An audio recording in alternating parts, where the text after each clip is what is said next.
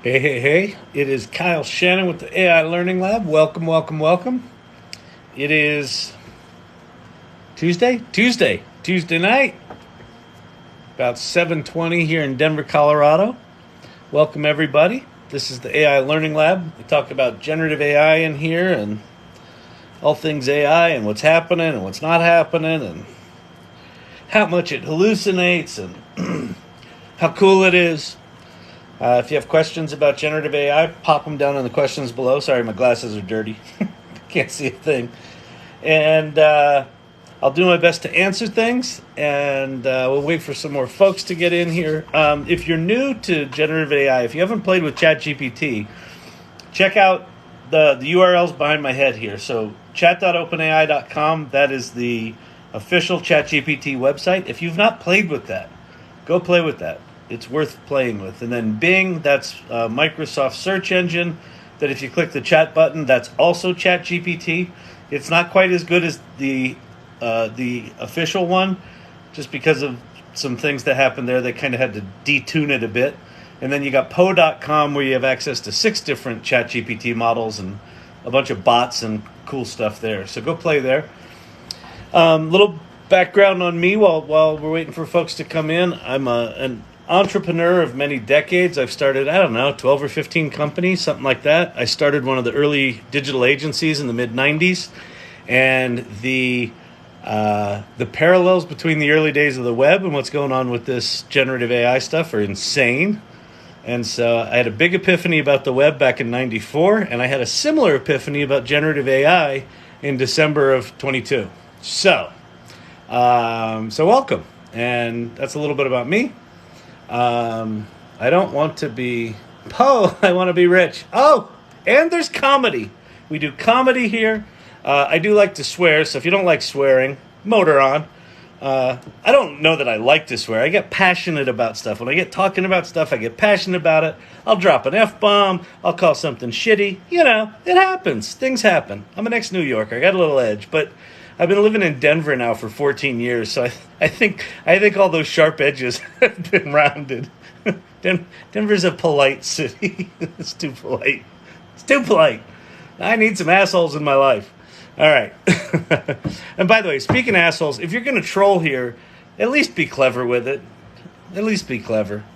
You can tell me which D-list celebrity you think I look like, or I had a couple of A-listers, but they were all, there was always sort of it was somewhere between a compliment and a troll, which was good. That's solid. That's good work. If you have questions about generative AI, pop them in the comments below. Let me see. It looks like there's a bunch more people here. So that top URL, that's the official ChatGPT website. I think you owe it to yourself. If you haven't played with ChatGPT, go play there long enough that you have a Kevin McAllister moment, the Home Alone moment. It will happen. If you don't have a clue where to start with this stuff, go to this URL right here, prompts.chat. So this is just like a Word document that tells you about prompting and how to use ChatGPT, but then it's a whole list of prompts that teach you how to turn ChatGPT into different kind of personas, like act as an accountant, act as a screenwriter, act as a lawyer, act as a da-da-da-da-da. And it'll give you a real sense of the depth and power of that tool.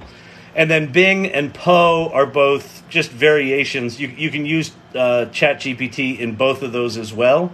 That's what those URLs are there for. And then Futurepedia.io, that is just a big old directory of 3,700 AI apps. So if you want to go geek out, you can do that.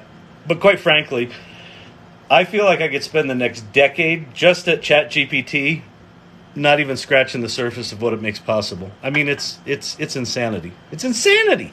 It's insanity, I tell you. It's crazy, I tell you. So anyway, if you have, a lot of people following me. I appreciate that. Dan Aykroyd from Walmart. That's solid. That's solid. John Goodman. I've gotten John Goodman before. Dan Aykroyd from Walmart. Haven't gotten that one. I've gotten Alec Baldwin, but fat. I've gotten a lot of Rosie O'Donnell, which, again, compliment? No, I don't think so. Troll? Nah, hard to know. Gotten Philip Seymour Hoffman.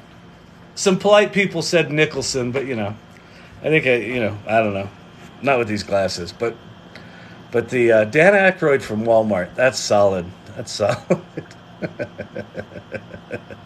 All right. I appreciate y'all following me. Pop some questions down there. Is there a prompt? There you go. I do. Wait, what did I say, Meta Victory? I don't know what your question is. Is there a prompt? I don't know what. Dollar Tree, Alec Baldwin. Dan Aykroyd from Walmart. Dollar Tree, Alec Baldwin. You're on tonight. Y'all are on tonight. That's solid. That's solid. Complatrolls. Trollament. Compliment. I don't know. It's good. They're solid. AI is the new grift. Completely disagree. I assume that you have not played with it. And that's why this is here. If you haven't played with it, you can make snarky-ass comments about AI, but only if you have used it. If you haven't, go there right now, make an account, and start playing with it. Don't just listen to people that are like, it lies to you. It's not perfect. I told it to write me a poem, and the poem sucked. Don't be that guy. Go there. Dig deep. Start pushing it. I'm happy to show how it works. I'm happy to show plugins.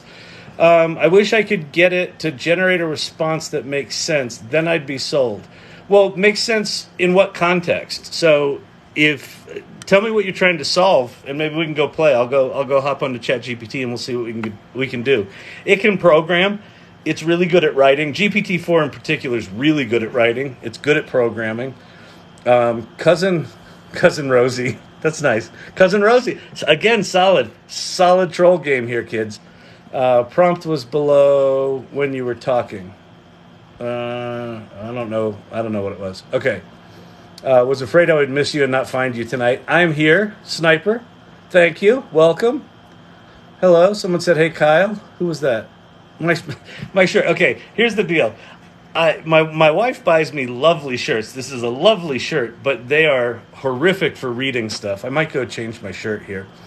What are vector databases? Okay, so the way these tools work, it's absolutely fascinating. The more you learn about how these work, the more mind-blowing it is that they do what they do. So what they do is they sort of point these large language models using a thing called a transformer. They pointed at kind of all of the internet in the case of OpenAI and these large language models.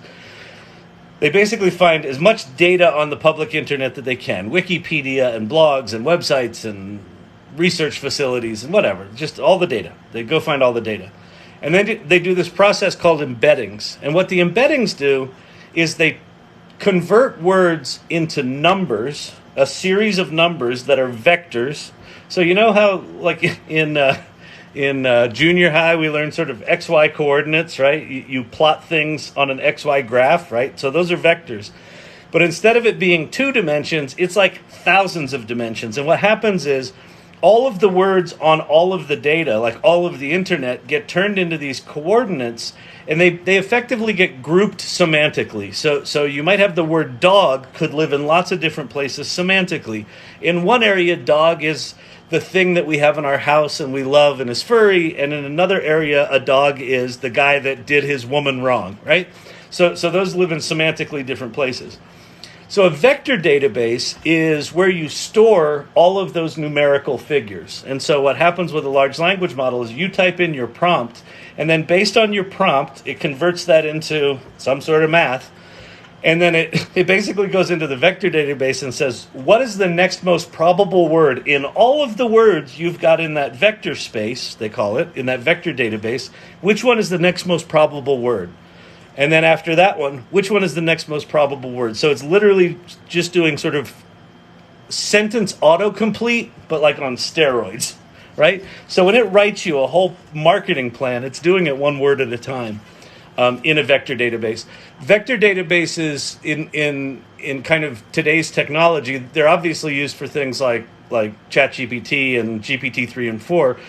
But there's a thing called LangChain, which allows you to basically fine-tune the large language models on your own data. So basically, you take your own data, you embed it, you use OpenAI's embedding technology or whatever model you're using, and then those vectors, those number sets, get stored in a vector database. So that's what the vector database is. Hope that wasn't too geeky.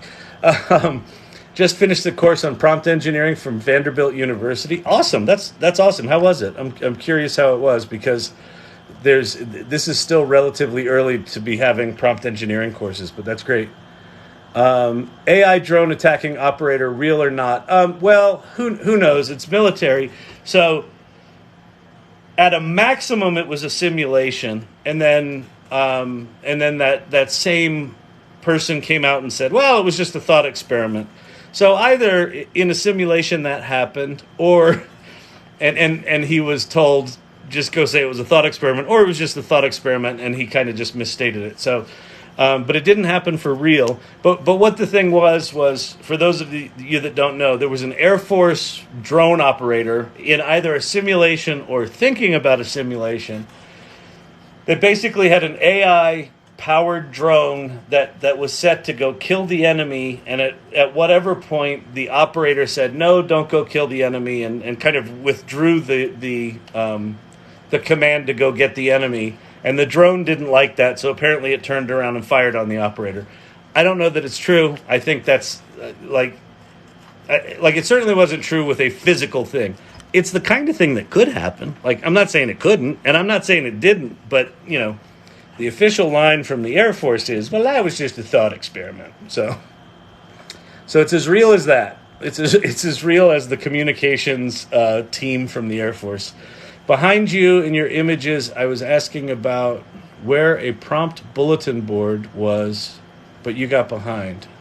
Well, behind you on your... Oh, I see, behind me. These things. Sorry about that. Totally unclear on my part.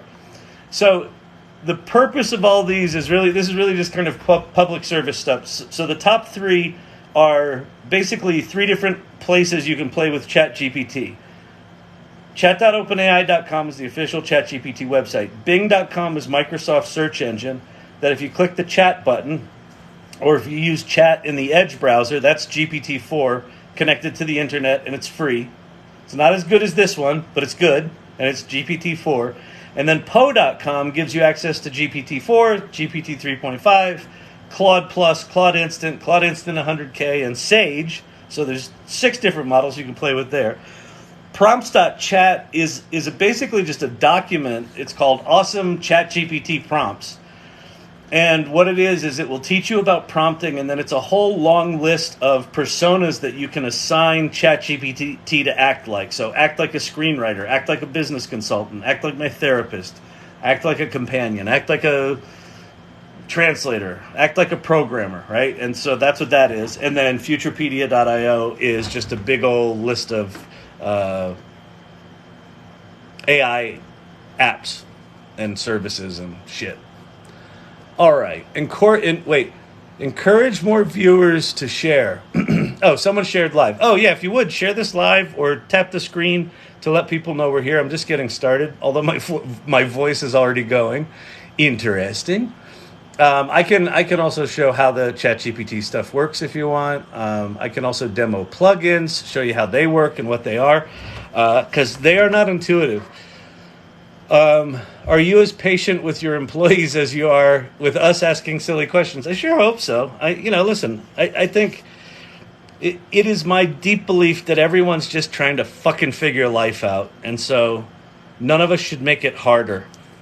Like I feel like we've just gotten so fucking nasty with each other because of all the political bullshit that I want to get back to empathy. Like, can we just not be assholes to one another? Like, if you're going to troll in here, say I look like Rosie O'Donnell. Sure, it's mean, but it's funny. There's love behind that.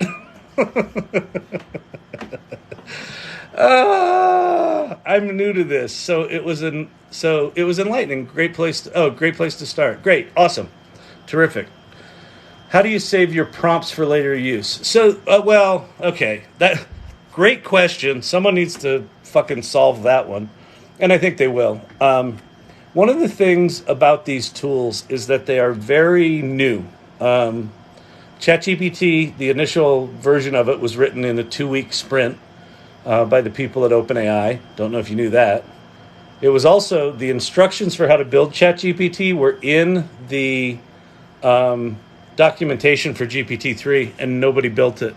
And so Sam Altman finally said, fuck it, go build it. And they built it. And it got to 100 million users in 6 weeks.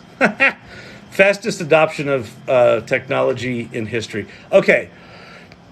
In ChatGPT, so let me go to a new chat here. So in ChatGPT, this is the window if you haven't been there. I've got ChatGPT Plus, which gives me access to GPT-4. You just type your message down, or your prompt down here. So let's see, what's going to be a good one? Make me a marketing plan for my aloe vera smoothie company. And sure, there it is. Okay, so now over here on the left, this is your prompt history. So good news is that ChatGPT saves these, and it will eventually rename it to, it'll probably rename it to something like aloe vera. Yeah, aloe smoothie marketing plan, right? So the good news is it saves your prompts here. A couple of bad things about it. You can't search them, which is a real drag. Also, if you're concerned about privacy and security, if you go to your settings, there's a thing called data controls. And one of the things that you can do is you can turn off your chat history and training. So that means giving your data to OpenAI to train these models. So if you want to be secure with your data, and in fact, the U.S. House of Representatives just put out a document today saying that ChatGPT is the only generative AI that the House is allowed to use, and they have to turn this off. The problem with that is it deletes all of your history, and it won't store it anymore, because that's a more secure thing to do. So if you're going to do that, make sure that you do this thing, export data, so you export your chat history. So then the question becomes, if these things aren't searchable, and depending on your settings, they aren't there at all, like how else would you do it? I've got ADHD, and I'm really good at creating things like spreadsheets for how to organize stuff, but then I'm really horrible at actually using them. So I don't have a good way right now. I think you could use Notion. I think you could use spreadsheets. I think that there will be there probably are right now Chrome plugins to manage prompts. I know that there are whole sites dedicated to prompts. We're so early right now that I'm not super concerned if I can't, like if I don't have a perfect system for it, because I think how prompting happens is going to change, pretty dramatically over the next 6 months to a year. Like I don't think right now everyone essentially has to be a prompt engineer. This is very similar to the early days of the World Wide Web, where if you wanted to make a web page, you had to be a little geeky, you had to learn stuff. Like there wasn't all this point and click stuff that we have today. It's very similar with the generative AI. All these apps are like, duct tape and spit holding them together right now. So not a good answer, not really an answer at all about how do I manage prompts or how do I save them. Drone pilots are safe for now. That's correct. It will get real. I agree with that. The Vanderbilt course taught me how to have ChatGPT teach me more about prompt engineering. Oh, that's super cool. Yeah. So one of the big lessons for me personally that made the biggest difference for me with prompting was a mindset shift. And I've talked about this on these lives before, but if you think about how Google has taught us to use Google, what they've effectively taught us is write in short, discrete searches, right? Short, efficient searches without any extraneous stuff, because the extraneous stuff will confuse it and it won't know what to find. And they've also kind of taught us, like, you put in one prompt and you get back a pile of answers and you're done. ChatGPT is almost the opposite. It's a completely different mindset. So rather than thinking like, oh, it's a question and answer kind of thing, it's more like a conversation. It's more like a collaborative back and forth with an intern who needs a lot of coaching, but who's smart as fuck. knows everything. It's like ChatGPT is like having an intern that knows everything, but is totally clueless. And so doing things like, hey, ChatGPT, I want you to act like a business coach. I'm just starting this business and I don't know what to do. And here's what my business is. And here's what I'm thinking about. Is that something you could help with? Sure, I can help with that. And it'll give you all sorts of answers. And then you could even say, what I want you to do is I want you to ask me 12 or 15 questions about my business so you understand it. And then together we can start working on it. Absolutely. And it'll probably blast out 12 or 15 questions. And then you can say, no, just ask me the questions one at a time and don't move on to the next question until I've answered the previous one. Oh, sure. Here's the first question. And then you answer that. And you'll see it gets better and better and better as you give it more context. And then there's a point at which it sort of shits the bed after that, and I can talk about that. That's got to do with what's called the context window. So basically it's little memory. It's got a relatively short memory right now, so it kind of fribs out if you talk too long. But that idea of ChatGPT more like a very, very competent intern or a creative collaborator versus kind of a search engine dynamic was the biggest thing that made a difference to me. And yeah, you can do things like teach me how to prompt you better. You can say things like, hey, you gave me an answer there. Can you evaluate your own answer and tell me how you'd improve it? And then it'll get much better. That's a hack. Rather than writing one massive long prompt, right, like lots of little pieces, and it just gets smarter as you sort of give it more context. It's pretty fun. Okay, so welcome everybody. My name's Kyle Shannon. This is the AI Learning Lab. I'm happy to answer any questions. Pop them in the comments below. I try to answer them all. I do get very far behind. I'm probably not doing TikTok right, but I'm a Gen Xer, so I don't give a fuck. And, it's free. I'm on here free. I got a pretty picture of a creepy eyeball and a hairball with a sort of like creepy chin down here. And then I got URLs. Like, I put these URLs on screen for free. It's not like you can just go find those on the internet. Well, you can, but that's not the point at all. All right. Ask questions. My background, by the way, is I'm an entrepreneur. I've started a lot of companies. I was an entrepreneur in the early days of the web and had a big epiphany about that shit. Like, holy shit, this is going to change the world, and it did. And this generative AI stuff is like that, but way bigger and way faster. So I'm very excited about it. I'm excited about it enough that I come here every night rather than doing sim racing, which I love sim racing, but I've been coming here. So anyway, that's what's up with me.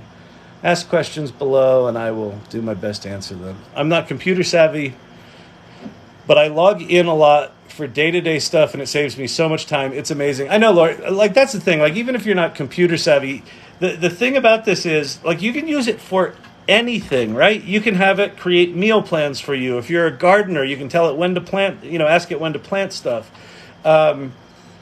It's and the other thing is this: we are not that far away. Probably within a year, we'll start to see these, where you won't have to go to a website like chat.openai.com.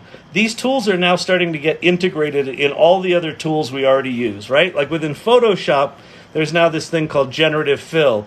Microsoft has said they're going to roll ChatGPT across all of Office 365. Google has said they're going to roll Bard across all of their Office suite. It's in GitHub. There's Copilot where engineers are pair programming with this thing. So it's going to be everywhere. The other thing that it's going to be is right now you have to do prompt engineering and you have to type a lot and it doesn't always give you good answers and it hallucinates and it lies and there's all that sort of happy horse shit you got to deal with. Where we're going in the future is you'll be able to you'll basically have like an agent that you can just ask to go do shit. Right, so all this stuff you kind of have to, code around with whatever your native language is. You'll just be able to talk to your agent and say, hey, go book me a trip, or hey, go make me a meal plan, or do this or do that. And it will sort of figure out all the stuff it needs to do to go execute that. So that's kind of where we're headed, is a much more seamless experience. But right now, The cost of getting early access to the most powerful technology ever put in the hands of mere mortals is that it's a little janky. You got to deal with the jank. And it's why not? Why not? Why not? All right. Did you sign up as a developer waiting for your approval? YouTube collaborator. Did you sign up as a developer waiting for your approval? YouTube. Oh, collaborator. I don't quite know what you mean. I signed up as a developer for OpenAI, yes. And they haven't given me access to GPT-4 yet, and I'm cranky about it. And they haven't also given me access to Code Interpreter, which if anyone on here is into data analytics or is a data analyst and you have not heard of Code Interpreter, go to YouTube right now and search for Code Interpreter ChatGPT. Just go do it, watch the video, and watch a bunch of data analysts go like this. It does what? It's insane. Or go to Twitter and look up Code Interpreter. So people that have access to it, their minds are absolutely melting. Basically what you can do is you can upload a chunk of data to ChatGPT, and then it just learns it. And you can just say, what's interesting about this data? Where are any anomalies in this data? Make me a graph that compares this trend to that trend. Like, insane. It's one of the things ChatGPT is really good at, is analyzing other documents. So, for example, if you're a writer, you could give it a blog that you wrote and say, hey, here's a blog that I wrote. Paste it in there, and then say, one, you could have it analyze it and tell you interesting things about it. But you could also say, write me a new blog on this topic that includes these 4 bullet points, bullet, bullet, bullet, bullet, and then write it in the style of the thing that I gave you above. And it'll do it brilliantly. It's really good at that sort of analysis of documents and reconstituting of them. It's brilliant at that stuff. Agree 100%. I don't know what I said, but awesome, unless I said something shitty, and then I'm not glad with you agreeing with me, but I don't think I did. Okay, just did. My girlfriend is looking into prompt engineering. I'm a security engineer, so she seems to like engineering. That's cool. I think you're a security engineer. Sec-eng? Security engineer. Listen. Why this channel exists is if you haven't played with ChatGPT, that's what these URLs are. That's the official one. Those are 2 alternatives. You owe it to yourself to go there and start playing with this stuff. Whether or not this is going to be called prompt engineering for long remains to be seen. Right now, it's kind of like prompt engineering. Like working with ChatGPT, the thought process is very much like programming, but you're kind of programming with, in my case, the English language, whatever your native language is. So you're thinking kind of logically about how you're going to ask this thing that kind of knows everything, but is really stupid, how to give you the results that you want. So that's kind of the art of it and the science of it. But yeah, I think anyone that spends time learning this stuff right now, it's going to pay big dividends over the next 2 or 3 years, because this stuff is coming way faster than I think anyone's prepared for. Great attitude, Lobit. I don't know what Lobit said, but I assume that's snarky. How does a complete noob use ChatGPT? Okay, let me go show you right now. We'll go do some complete noob stuff. But what you should do as a complete noob is go to chat.openai.com, sign up for an account. They will ask for your phone number. If you're like an NFT nerd and you're like, I won't dox myself to the man, then go to bing.com. That's just Microsoft's search engine, and you can use their ChatGPT for free there. I don't think you need to sign up for that. So just click on the chat button there. That's also ChatGPT. But that one's better, just because they invented it, and there's reasons why Bing isn't as good right now. Okay, complete noob. So step 1, go there. Also, in another tab, go to this URL, go to prompts.chat. This is a document that will teach you about prompting and give you a bunch of ideas and a bunch of examples. But let's flip over. Let's go live to the internet. All right, so here we are at ChatGPT. You can make money with ChatGPT. all of those TikTok channels that sound like that, ignore those. Those are people trying to rip you off. You can buy my course for $19.95. You can make money with ChatGPT. Okay. So if you're a complete noob, so when you come to ChatGPT, like I said, this is your chat history. If you pay for the plus thing that gives you access to GPT-4, it'll look like this. If you don't, it'll look slightly different. I think they call it GPT Turbo or something like that if it's the free version. But it's really good. And then you can do things like, these are what I call parlor tricks. So you can just start asking it things like, I'll write a really bad prompt here. Write me a short story about a tree.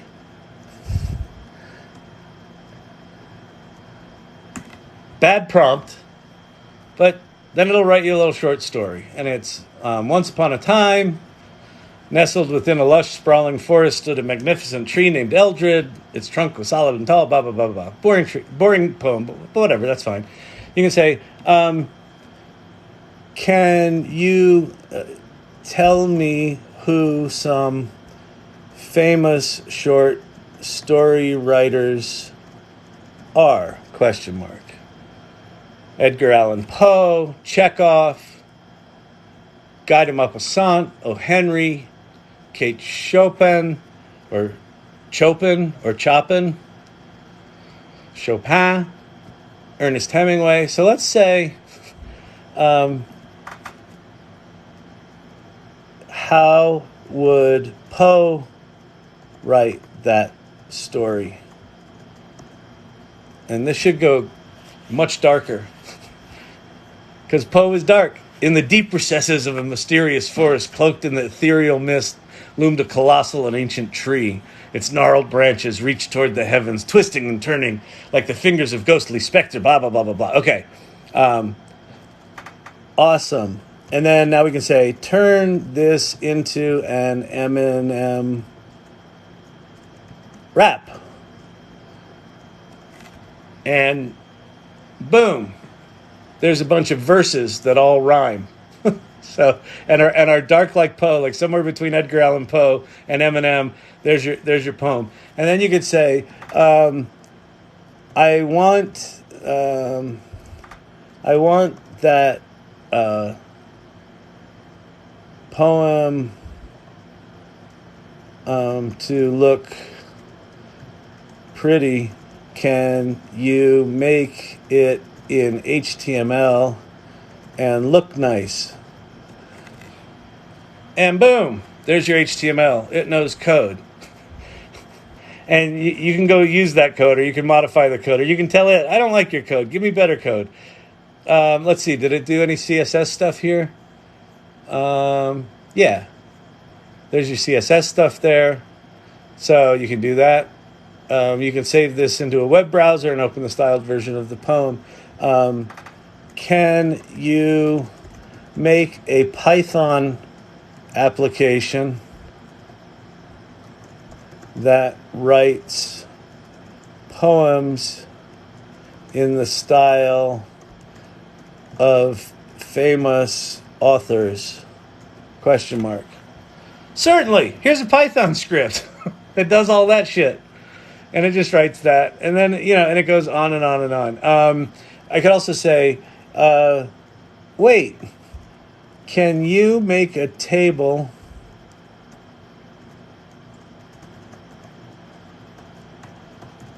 comparing the authors you suggested above? Certainly. Here's a table. So it gives you Poe, their nationality, their notable works, and their writing style, right? And it does this thing called Markdown, where it actually makes the formatting. So I can literally just copy and paste this and dump it over to Excel. So all of what I just did there are kind of what I call parlor tricks, right? Like they're the kinds of things that if you haven't seen this before, the fact that it can write Python code, or that it can reformat a poem into HTML complete with CSS, or the fact that it can write the poem in the first place, right? Or the story, or all that sort of stuff. If you haven't seen this before, this is clearly doing something different than a Google search, right? This is why ChatGPT is such an existential threat to Google, because why would you? So Google's entire business model is not about finding you what you need. Their entire business model is to get you to click on as many links as possible, because the more you click, the more they get paid. And there's, the entire SEO industry is built around gaming that system. So if you have something like ChatGPT that just gives you the answers, as an end user, I'm like, fuck yes. I don't, like right now, I will wait, because ChatGPT 4 is slow. The one that's connected to the internet is pretty slow. So it sometimes will take 20 seconds, 30 seconds to give me an answer. But I will go to ChatGPT to get the answer for something rather than going to Google, even though I know Google would give me the answer more quickly. Just because I'm like, I don't want to see all the crap. I don't want to see all the links. I just want the answer. So I just fire off a prompt, and then I go do something else, and I come back, and there it is. So it's just wild stuff. So anyway, hopefully that gives you a sense. If you're brand new to this stuff, jump in there. The other thing, let me show you one other thing. About when did I start this? December. I started a community called the AI Salon, and we meet every other week. Our next meeting is July 5th, the day after the 4th of July, obviously. Huh? I'm good with math. We meet every other week. We also have a Discord server where you can geek out. So if you go there, it's a link tree to that community. It doesn't cost anything. I'm not doing this to make money. Anyway, I save my prompts in Notepad. Yeah, I've been using my Notes app as well for prompts on my Mac. You don't look like Rosie. Thank you, I think. I guess it depends on the hair. Tonight the hair's looking like, someone coiffed it. Normally the hair is an abject fucking nightmare, but the glue's holding apparently. All right. I have a spreadsheet. I've been looking for something to organize. Then Google Drive with a doc for something for each prompt. Oh, I have a spreadsheet for prompts. I've been looking for something to organize. Then Google Drive with a doc for prompts. Yeah. A doc or spreadsheets, some sort of database. Notion. I think Notion is probably the way to do it, because Notion also has generative AI built into it. I just came up with a thing the other day that it's the first time that I'm actually confronting the fact that I don't have a good system for this shit, where I came up with a sort of whole series nested prompts that just generate increasingly sophisticated output, and I'm really excited about the whole project, but it's all over the place right now, and I've got prompts everywhere, and I kind of have to dig them out of ChatGPT and the playground, and it's a mess. So anyway, it's prompt management is a big deal, because here's one of the things that happens for me with ChatGPT is, where I used to have writer's block, where I'd have an idea and then I'd think, but then I got to write an outline, and maybe I'll go get an outline piece of software or a flowchart software, and then I'll spend 45 minutes trying to find flowcharting software.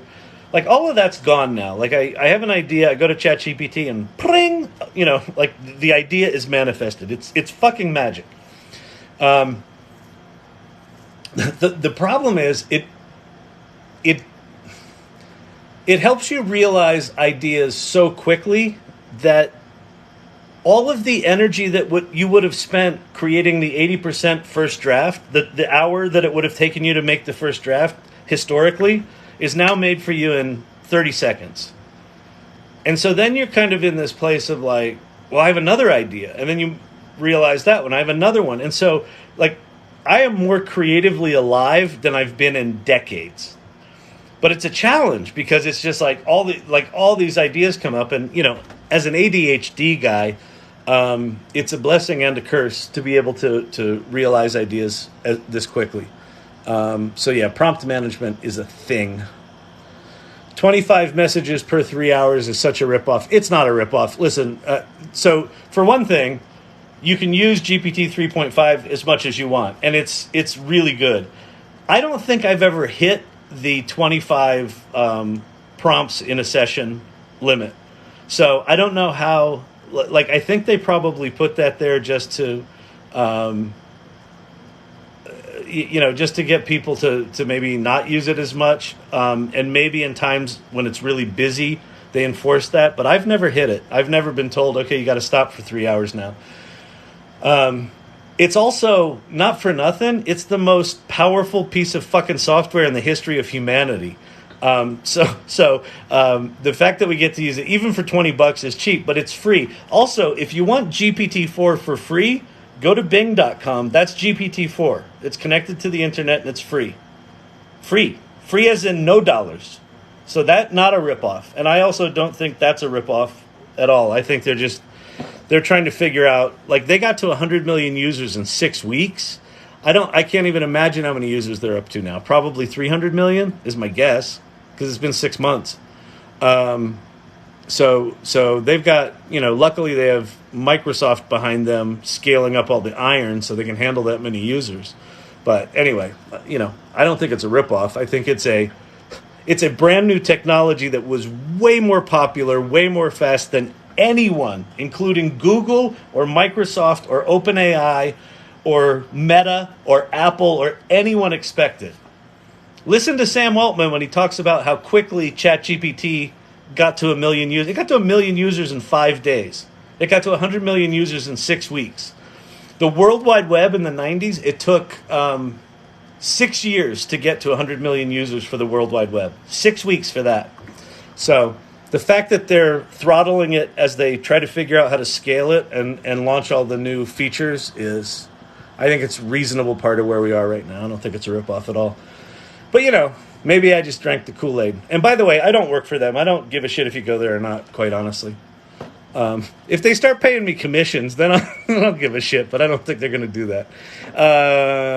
Looking at the downside, sorry, couldn't this be used to learn how to make things we shouldn't? Yes, so if you go to there and you try to do things like, hey, give me instructions for how to make something I shouldn't, it's got safety guardrails in it, right? So it says, hey, as a large language model that doesn't want you to hurt yourself or others, I'm not going to do that for now.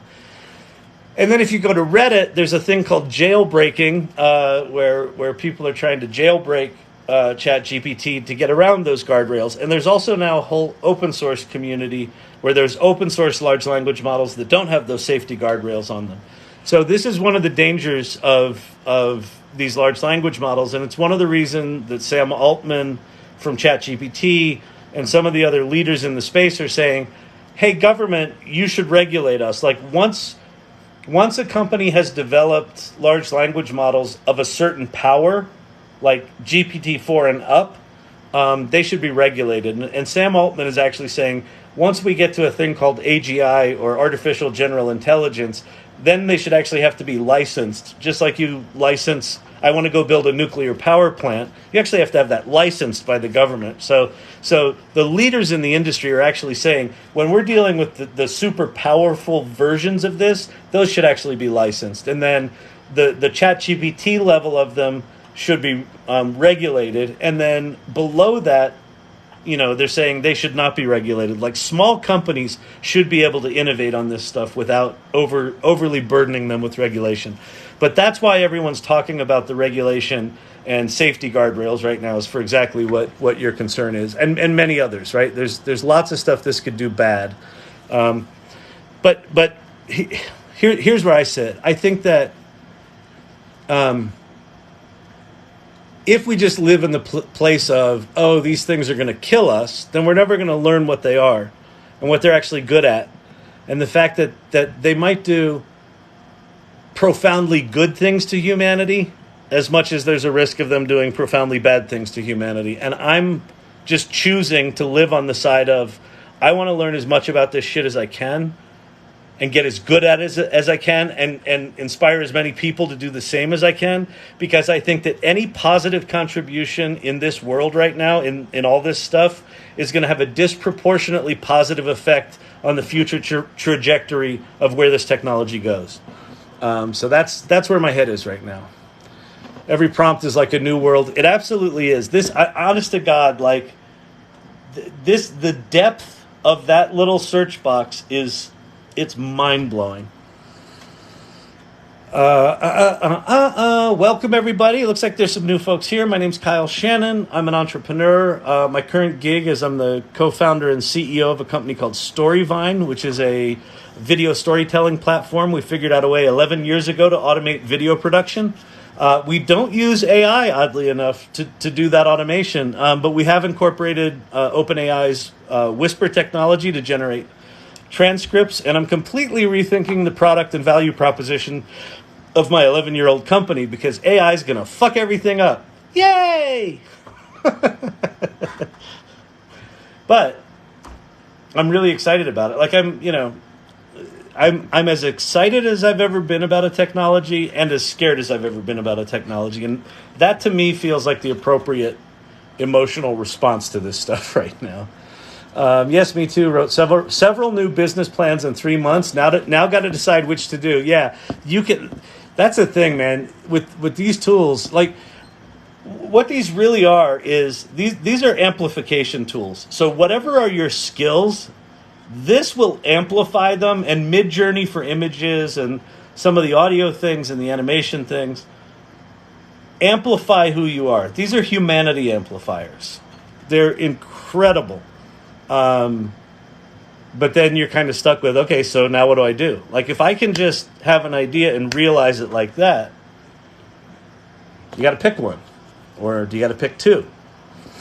Like I started the AI Salon, the Everyday AI newsletter, this channel, and re-architecting my business. I did all of that within about a month, and now I'm like tired. And then I started doing these lives like a month ago. Will it audit my taco truck webpage and tell me how to SEO? Absolutely. In fact, let me show you. I'll show you some plugins right now, just to show in general how plugins work, because they're not intuitive and they're kind of a pain in the ass. So let me just walk through how this works in general. So if you haven't been to ChatGPT before, this is ChatGPT. I've got the Plus subscription, so this is the $20 a month subscription.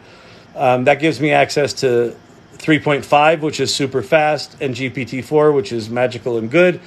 And then within that, because I pay, they've also given me access to GPT-4 connected to the internet and plugins. Now, if you pay your $20 a month and you don't see these two options, you have to actually turn them on. So how you do that is you come over to your settings, and then within your settings, there's this thing called beta features, and you turn those on, and there's browse with Bing and plugins. And so you turn those both on, and then you'll see these.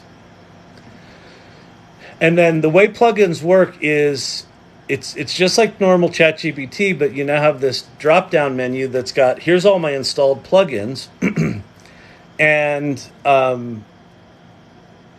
I can, in any given chat session, I can turn on up to 3 of these. So here's one called Website Performance. Measure key metrics about your website. So we'll turn that on. There's another one called Web Pilot, which I think, does this do that? No, that's just, it says QA web page data. Browse and QA. We'll turn that on. I'm loving it. All right, I'm going to turn off Prompt Perfect. And let's go. We'll go to the plugin store. So the plugin store is where you can install new plugins, and this is growing daily. And as of today, there are 147 times 4 plugins. So, almost 600. Yeah, almost 600 plugins. And I can go and I can search. So I'm going to search for SEO. And there's probably going to be a bunch that show up. So let's see. SEO core. Use AI to analyze and improve SEO of a website. I don't know which of these are any good. The problem with the plugins right now is a lot of them are fucking horrible. Effortlessly buffer and post social. That looks like a service I need to sign up for. Some of these are just sort of cheap ways to get you to go to their website. Speedy marketing. We'll install that one, and we'll go turn that on. All right, so I'm going to install speedy marketing. So now I've got speedy marketing, website performance, and web pilot turned on. And now I'm going to go, I'd like to know how I can improve the performance of storyvine.com, which is my website. And so what it should do now is it will figure out which of those plugins is most appropriate. So it pulled up website performance. It might do multiple. Seems to be an issue with the performance tool. So it looks like that thing broke. Did it break? Oh, please sign up for it, right? So like I told you before, so we're going to go turn that one off. Let's go turn that one off. So this is one of the problems with plugins right now, is that there's not really any sort of vetting for them. So I'll turn that off. So now we've got these two. Okay, so let's do, let me just go back and steal that from before. Going to go to the new chat. I'm going to go to plugins. And please check out storyvine.com. Now hopefully it grabs a plugin that actually works this time. Dang you crappy developers. Okay, this is just giving me generic ones. Can you analyze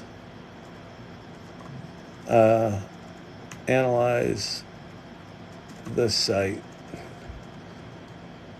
and recommend specifically? And by the way, I just did a bunch of typos there. It doesn't care about typos. That's another thing about ChatGPT. It can understand other languages, so your little typos, it does not concern it at all. Using Web Pilot, let's see, what did it do? The website could benefit from more targeted keywords. For example, things like video storytelling, automated video editing, user-generated content could be used more. Ensure the website is fully optimized. I'm going to stop this. I'm going to say, can you give me a report that scores the site in key areas? We'll see if it can actually go do some analysis. So it's using Web Pilot. Let's see what it's actually doing behind the scenes. So I can open this up. So it says, go to storyvine.com. So it returned this JSON. So a description, the content of Storyvine. It looks like it got, an error occurred when it looked at something. So website content, 7 out of 10. SEO optimization, 6 out of 10. Mobile optimization, 8 out of 10. User experience, 7 out of 10. Call to action, 7 out of 10. So performance optimization, 8 out of 10. So it's not bad. So these scores are based on a general analysis and may not reflect the actual performance of the website within areas. For a more detailed and accurate thing. So let me turn off. I'm gonna do a new chat now, and I'm gonna turn off Web Pilot. I'm just gonna leave on that one that said SEO. So I'm gonna turn off Web Pilot. So now, what's this one called? Speedy SEO. Speedy marketing. Marketing tool, for your Shopify store. It's not going to do that. All right. Anyway, so that's how you use plugins. So yes, you can do SEO analysis and optimization. You probably can also just use Browse with Bing. So this is just GPT-4 connected to the internet. Act as an SEO expert and please go analyze and report on how I can improve storyvine.com. And now this should say, yeah, browsing the web. Let's go look at what it's doing. It clicked on the link, the click failed. Yeah, it didn't like that. I'm unable to do it directly. Huh. All right. So I guess that's not a good way to do it. So find plugins that can read websites and then have it go do that. So that's how I would do that. All right. Back to questions. Happy Tuesday night. Welcome, everybody. My name is Kyle Shannon. This is the AI Learning Lab. I'm trying to turn my little background back on. Boom. If you're new here, if you're new to ChatGPT, that top URL is the official ChatGPT website. Go there right now. Just do it. Go there. I'm not affiliated with it. Thank you for the lovely swan. Swan? I think that's a swan. If you don't like that and you love Microsoft, go to bing.com and click on the chat button. That's ChatGPT 4. And if you hate both of those, go to there and you can play with 6 different ChatGPT models. So those are all just variations on ChatGPT. Then prompts.chat will teach you about prompting a little bit and give you a bunch of examples of things that you can do, which I find inspiring and gives me lots of ideas of how fucking deep that stuff is, how powerful it is. And then futurepedia.io, that's just under 4,000 AI tools that you can go play with and geek out on. Okay. Somebody said wow to something I showed, so awesome. How would you use this to find prospects in real estate in your neighborhood? There's real estate plugins. So if you sign up for the plugins, you can basically just turn on the real estate plugins that work. Some are local and some are national. And then you just start asking it questions and it will fire off those plugins and go out and do that. Or go to bing.com. In fact, let's go to bing.com because wait, what do you want to do? You want to find prospects in real estate in your neighborhood. I don't know enough about real estate, what prospects means, but I assume prospective properties. But let's go to Bing and see how it is. I tend to find myself a little disappointed with Bing because it's so lobotomized, but let's see. All right, so when you go to Bing, it looks like this. Looks like just like it used to, although it says ask me anything now because it's now a chat bot. But if you go to the chat button, you get a full-on ChatGPT window, and I can say more precise, more balanced, or more creative. I'm going to leave it on more precise because we're doing analysis in my neighborhood. So I'm going to say, find me any houses for sale in 80211, which is my zip code. Any houses for sale in 80211 under $1 million and listed within the last week. Let's see what this does. So there's my prompt. So it's searching for houses for sale in 80211. I found some houses for sale. A 3-bed, 2-bath house, 3277 Julian for $949 with a link. Let's go to the link and see if it's actually a functional link. Sometimes they're not. Yep. Let's see. Where is it? It didn't go to that specific one. But there's a bunch of things in my neighborhood, so that's kind of fun.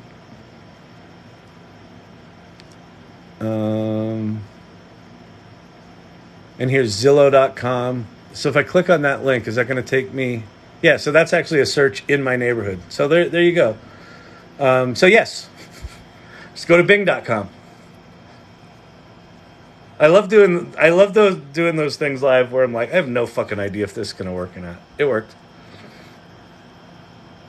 And again, I mean, the difference for me, like, if you think about, like, if you know nothing about real estate and which sites to go to and things like that, and if you went to Google and said, I want to find all this stuff, like, you get, like, Google search results are so polluted with SEO optimized websites and just, stuff to get you to click that it's actually really hard to find what you want. Like, you wanted a very specific house in a very specific neighborhood. That just gave it to me. right? It automatically jumped me to the sites. Like, it gave me the answer first, and then I can dig deeper and find the sites rather than the other way around. Here's 20 sites. You go fucking figure it out, right? That's Google's attitude. Here's 40 things. We hope you click on all of them because it makes us more money. ChatGPT and Bing are completely the opposite, right? You ask me a question, I'll give you the answer. If you want to dig deeper, feel free. What do you think will happen when they host it on a quantum computer? I think two things will happen. I think they'll probably be able to update these models more quickly. Right now, they take a long time. So that could be a thing. And then, I would assume that they're gonna start doing some crazy ass AI training AI and AI developing more AI, some nested exponential AI evolving AI shit where they'll probably come up with new technologies that are significantly more sophisticated than what we have right now. Like, all of the stuff that we're playing with right now, as remarkable as it is, it's all kind of based on a technology that Google invented in 2017. This thing called the transformer, which basically said you can take this autocomplete feature and train it on massive data sets and on massive amounts of GPUs and make these incredibly powerful tools, right? But it's all the stuff that we're playing with right now is some derivative of that, all the sort of public stuff that we're playing with right now. So I would think that what the quantum computers are going to do at some point is change the nature of how thank you very much, how the machine learning is actually done in the first place. So, but we'll see. I don't know. I have no, like, this stuff is already so beyond, like, if you've been playing with this stuff, tell me this isn't like we're entering a post-science fiction world.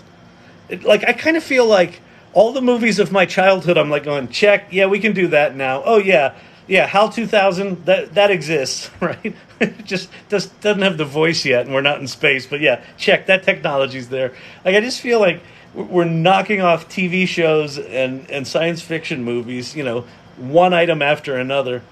Here's the holodeck. Oh, okay, we're close to that. It's just crazy. It's crazy, I tell you. It's crazy. I have a degree in acting, if you couldn't tell. Free pizza for life. Or your favorite haircut lasts 3 months at a time. What? I don't know what you're talking about, but I like pizza, and I have bad hair. All right, there's nothing wrong with knowing how to do something. Totally agree. Good evening, everyone. Good evening, Rick. Thank you for that gummy bear. Is that like a CBD gummy bear? Most dangerous people that have it is the government. Well, listen, here's the thing about this AI shit. This stuff's been around for decades. The government's had this for decades. You don't think they've been using this shit for decades? What's different now is that ChatGPT gave the rest of us access to these tools, right? Machine learning isn't new. Artificial intelligence isn't new. What's new is popular culture having access to it. Small businesses, individuals having access to it. You and me being able to be on a TikTok live on a Tuesday night and go, hey, could I have something actually not just teach me how to program in Python, but do the programming for me? Yep, that exists. How long does it take? 30 seconds. What if there's a bug? It'll fix it. What if I don't know how to run it? It'll tell you how. Thank you for the roses. I mean, holy shit. Like that's what's new. But yeah, sure, the government's dangerous and they've got it, but they've had it for a while. A document came out today from the U.S. House of Representatives that said ChatGPT, this website, is the official ChatGPT of the U.S. House. And they have to turn off prompt tracking, tracking and prompt history. But they can now use it. It's official. They're not blocking it. There's plenty of reasons to want to know how, a boom boom is built. That's fine. And listen, go use the open source large language models. They don't have any safety restrictions on them if you want to do that.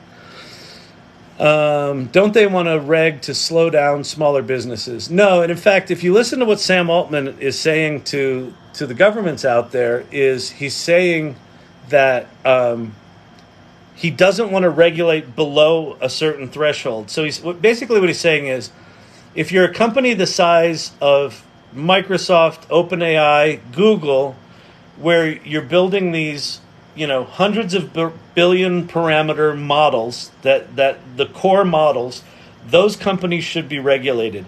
Any one of those companies that develops technology significantly more powerful than that should be licensed. And then anyone under that, he's saying, don't regulate them at all right now. And there's so much open source stuff out there right now.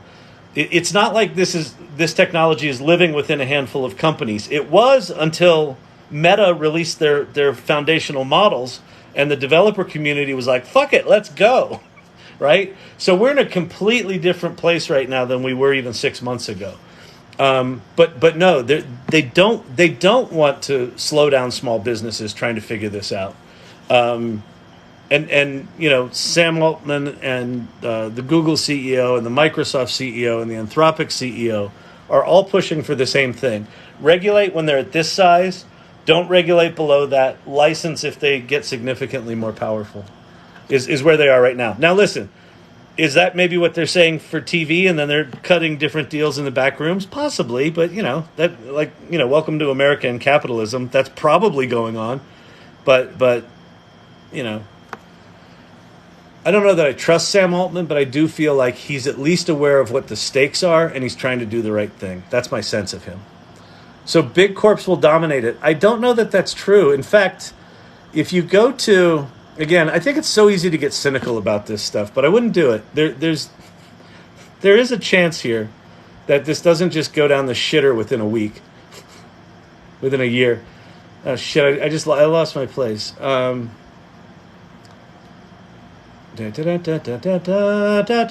just said make a bot. I'll make a bot. I'll show you that in a second. I'm just trying to find my spot where I was before. TikTok keeps jumping me to the bottom of the comments, and I try not to skip any comments. So part of your experience with me is watching an old man trying to find text in TikTok. I can beat up AI. I bet you could. Fuck AI, man. Slap it in the fucking face.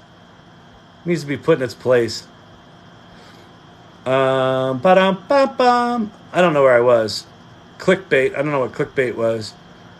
What does docs mean? So docs means, so the blockchain and crypto bros, when they talk about doxing, it's when you reveal your real identity, or when you sign up for OpenAI, they ask for your phone number. And like the NFT guys are like, I'm not going to give them my real information, because even if I'm not nefarious, I want the freedom to be nefarious if I want to. So they don't want anyone knowing their info. So when you sign up there, you have to give them your phone number. But you can go to bing.com and not have to do that. Anyway, the comment, I was trying to go back to it, the comment about, so the big companies are going to control this. I don't think they're going to, because Meta released their foundational models. Like, they released the core, what's called the weights of the LLM. So it's the core models. OpenAI hasn't done that. It's called OpenAI, but it's not open. Their core models, they still have behind the firewall. Google still has their core stuff behind the firewall. Meta put some of their weaker models out there. The development community has pounced on it. So there's now this thriving open source movement for these large language models that are getting very, very quickly as powerful as OpenAI and Google. You can go look up, there's a leak from Google from about a month ago. It was an engineer at Google, and the comment, or the title of the piece was, "We have no moat." And moat being the defensive barrier between competition. What the engineer was basically saying is that the open source community, for $100, is getting these smaller large language models to the same level of performance as what took Google 6 months and $10 million to build. So for $100 over here, they're getting to almost the same performance as what Google does for $10 million. So I don't think it's a foregone conclusion that the big companies are going to dominate. Now, if the quality of the machine learning models gets dramatically higher, and it requires, tens of thousands of GPUs and, years to do, and that becomes a competitive barrier, then possibly. But open source right now is very, very powerful. Can I do some AI image of Dan Aykroyd in Ghost in the Shell Busters? That's pretty good. I'll do that in a sec. What are some practical ways to integrate AI into specific content like customer support? I think there's all sorts of things customer support can do. One is every customer support agent could have access to all the data, right? So rather than having to do kind of logic trees, you could be dynamically transcribing what the person on the phone is saying, dynamically searching all of the content and bringing up the most appropriate answer kind of in real time. Again, AI's been around for a while. That I would be surprised if systems like that didn't already exist. But that's one way. You could also do things like you could take the transcription of someone talking on the phone and actually, instead of having an agent type in the notes from that call, AI could be transcribing and doing notes for that call in real time so that everyone that talks to that person knows exactly what's been going on in that conversation. Like, wouldn't that be nice if after spending, 45 minutes on hold the second time, the person that got on the phone actually knew what the fuck you talked about for the last, 20 minutes with the previous clueless agent? Where I go with customer support ideally is you get rid of call centers altogether. Hold. You replace low-level call centers, like the phone tree call centers that are, out of India and places like that, with a virtual customer support agent that knows everything and so can talk to you. It could even do things like understand that, oh, you're calling from the South in the United States, so I'm going to have an agent that answers the phone that talks like you talk. That's totally possible. That virtual agent can understand what the hell the person's talking about and have the authority to help them in all sorts of ways. But it would also be smart enough to say, if this person actually needs to talk to a real human being, I can escalate that like that. So you retrain your low-level customer support people to be high-level customer support people that only deal with the anomalies, and you let the AI system deal with 95% of the calls. No one has to wait online. It all just goes immediately into a system. There's no press 1 for this and 2 for that. And it just, you call, someone picks up the phone, they sound like you sound, they know what the fuck they're talking about. And if you indeed have a problem that they can't solve, they'll escalate it to a human. That's what I'd like to see. I think that's a business to build, by the way. If you want to make money with ChatGPT, that's a way you could do it. I'm grabbing that info tonight. Great. I don't know what that is. Code interpreter would be great for predicting the spread of infectious diseases. Absolutely. Any sort of data set. I'm the one last night who just tried for the first time last night. It came up with great stuff for something. It's encouraging. I may be able to get my head around this since, as you say, it's still so early. Yeah. As overhyped as this shit is, I know it feels like, and it just, I feel it every day. Like, I feel like I'm way behind on this stuff. I've only been, into this stuff for about a year. I've known about it for a while, but it's always been just like, it's been kind of the purview of researchers and scientists and engineers. And then ChatGPT and to a large degree, Midjourney and Stable Diffusion, the image generation tools, all of a sudden made these powerful tools. You didn't have to be an engineer to get it, right? And that's the inflection point that we're at. So the kind of date that sort of where I put my flag in the ground is November 30th, 2022. That's the day that ChatGPT launches. That thing right there.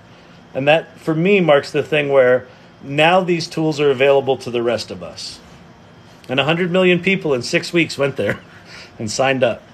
And many more since then. All right, Microsoft Bing can't even find stuff on their own servers. I know. Don't get me wrong. I still hate Microsoft. I'm an Apple fanboy from way back, so I've been a Microsoft basher for 35 years.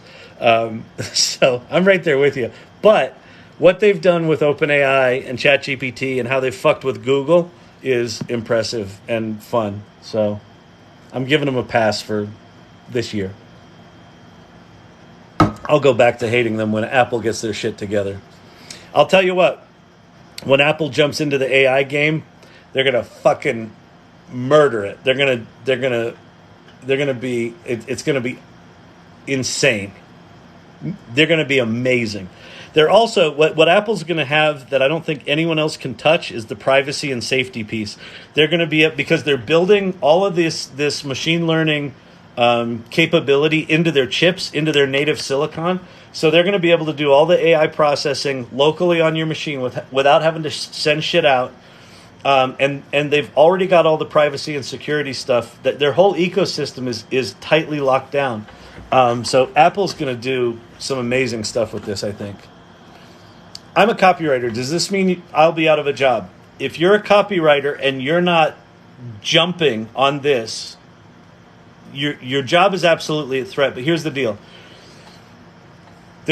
You should also, as a copywriter, you should listen. There's a guy named Paul Raitzer. He started this thing called the Marketing AI Institute.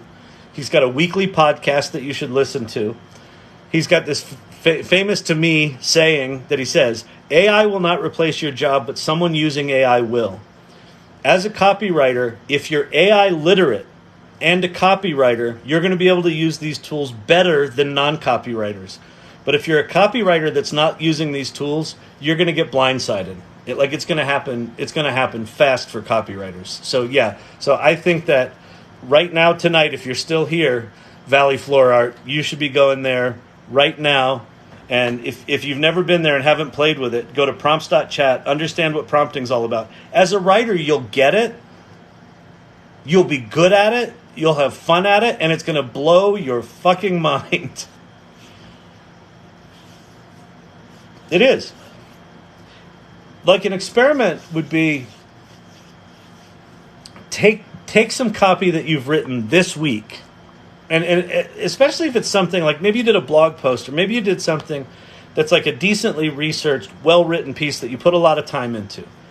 Take that, go to ChatGPT, go here, say, based on this piece of writing, and then paste in your piece of writing, write a new piece on this subject with these 4 bullet points, and do it in the style and form of the thing that I just pasted in there. And just watch what it does in 30 seconds, in 8 seconds.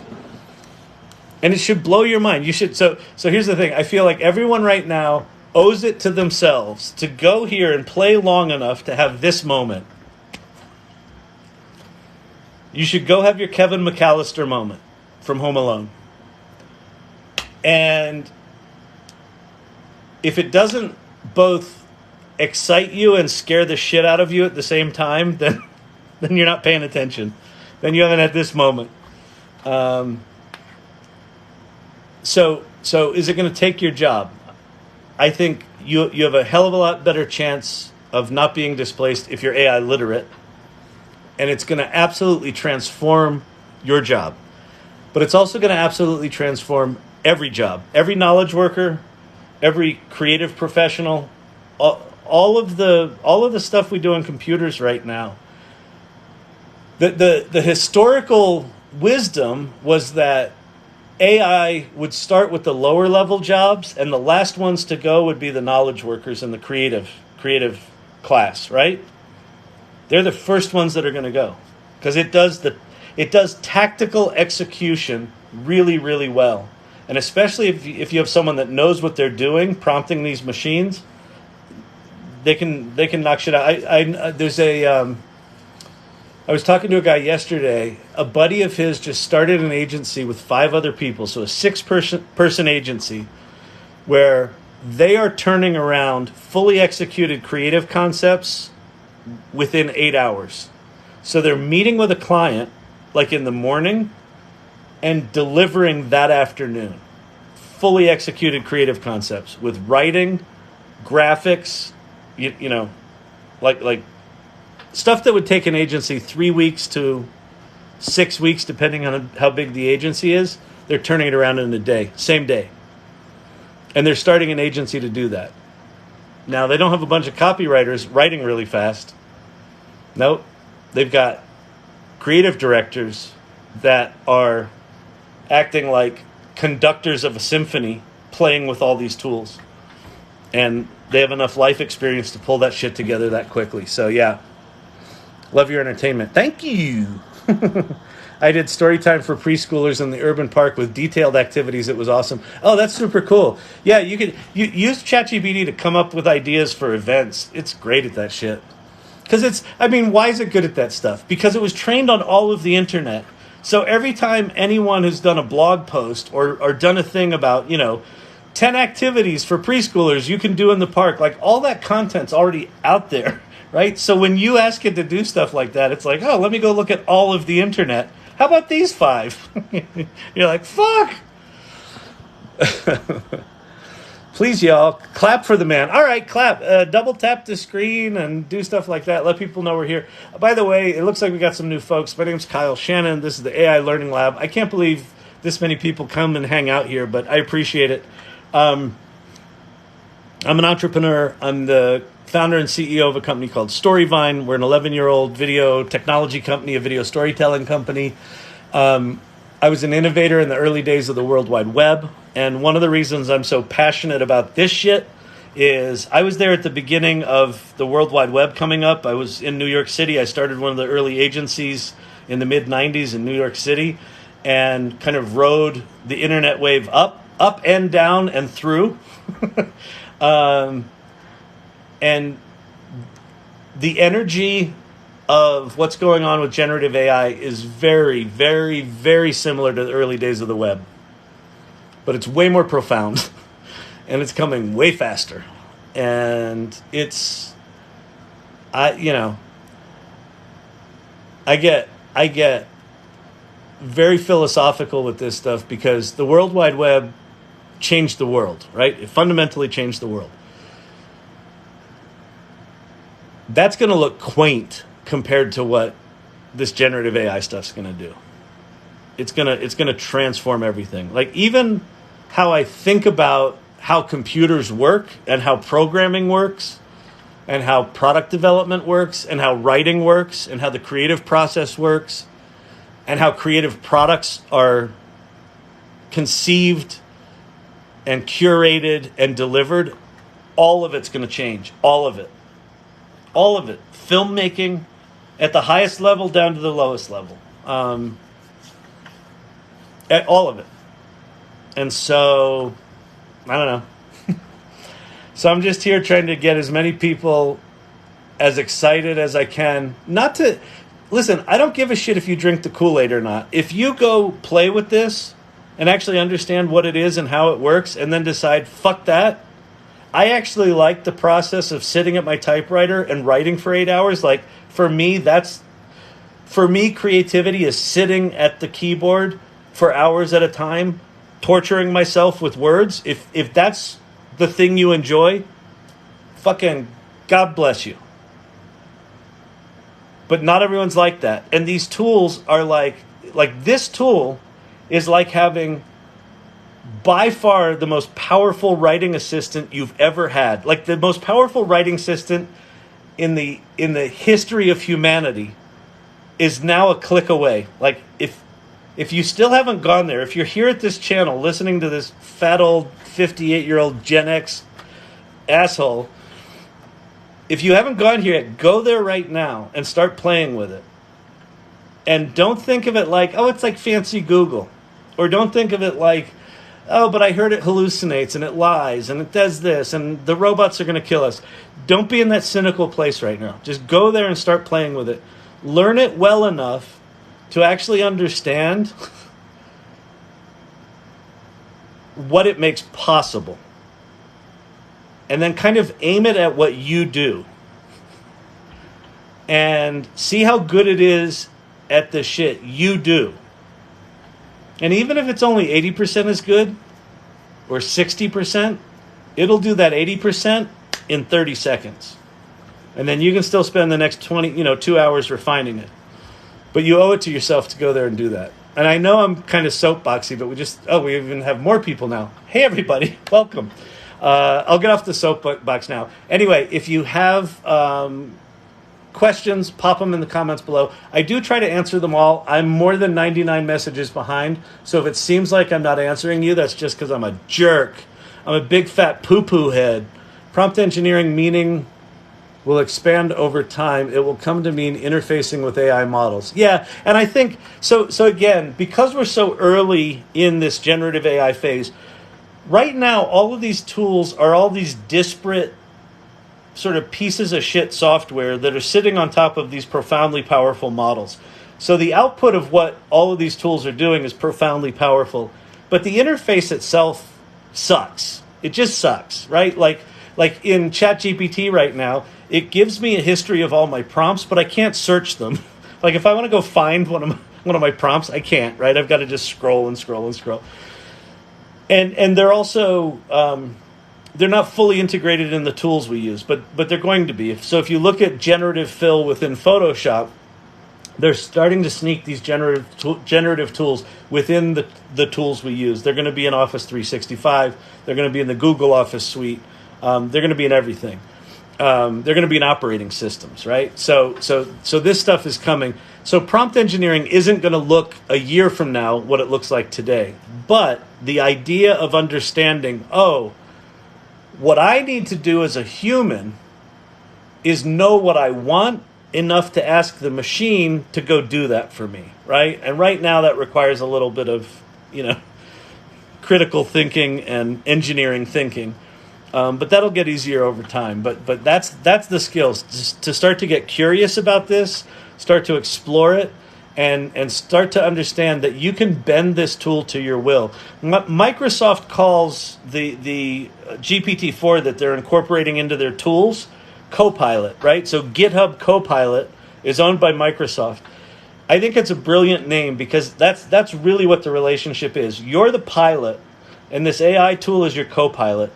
So it's like having an incredibly smart intern who needs a lot of guidance. So you guide it, and then you say, by the way, do you know anything about the Mesopotamian War? And it will. It knows it all. By the way, can you speak Babylonian? Yep. Can you translate this Babylonian scripture into English? Sure, here you go.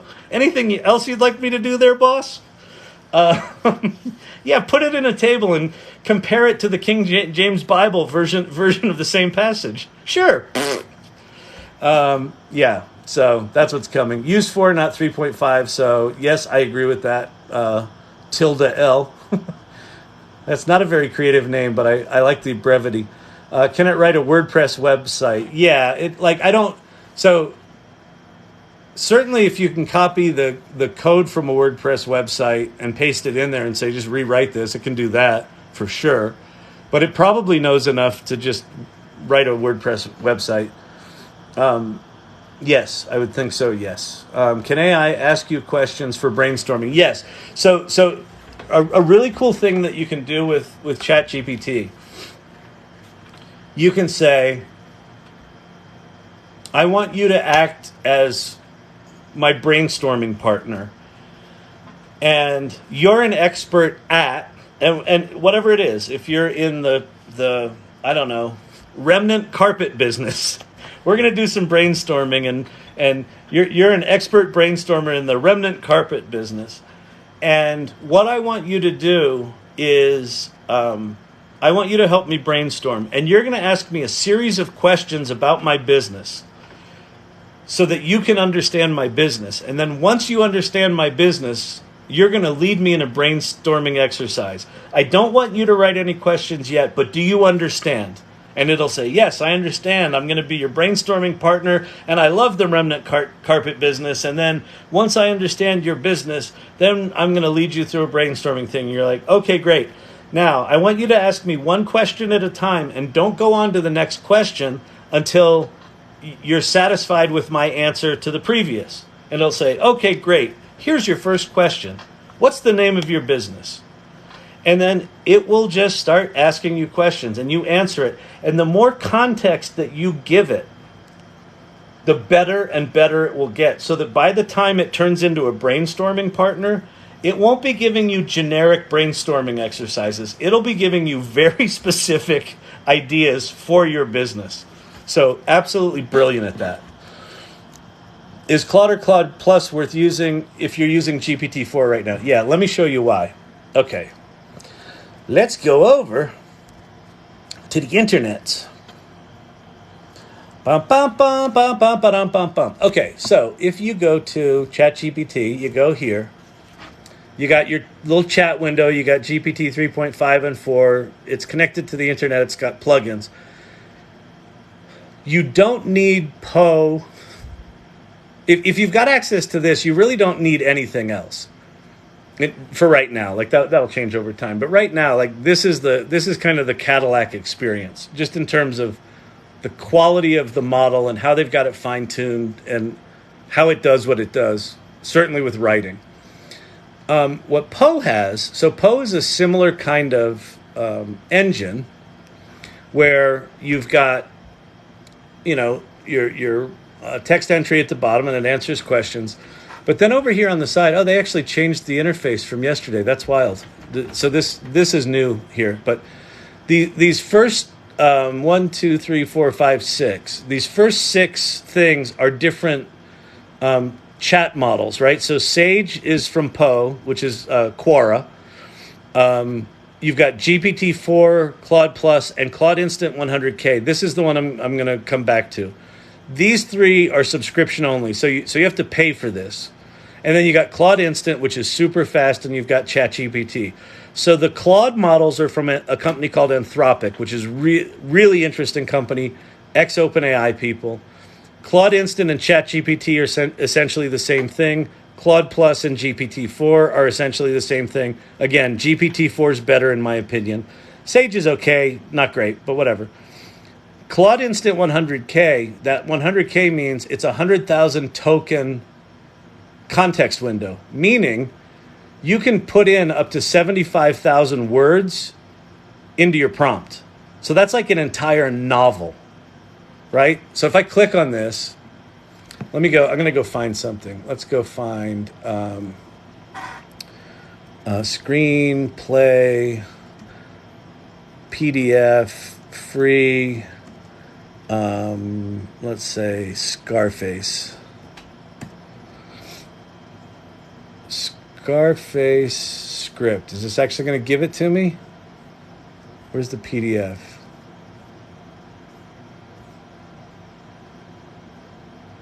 Click to view and download. View.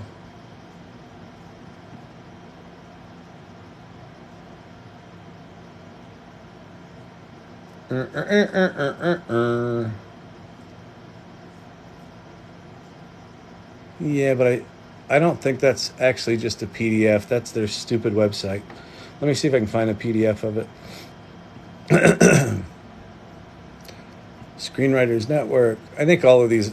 So this is one of my absolute frustrations about about Google right now, is that everything in Google is like an SEO fucking try to scam some money off you kind of stuff. I just want to find the PDF. And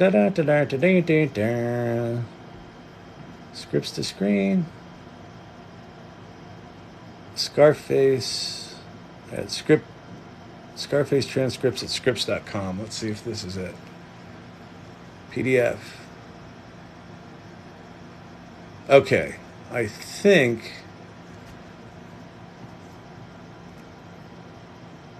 Okay, that's the actual PDF. Let's see if this will actually work. Okay, so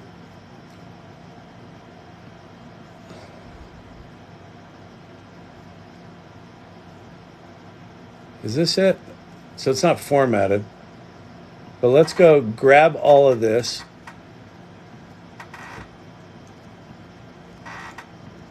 Oh, I can't. Oh, this is frustrating. All right, let me go back to Claude. So in here, I've got So all of the text that you see here, this was 2001: A Space Odyssey. So I've got all of 2001: A Space Odyssey pasted in here. So let me go.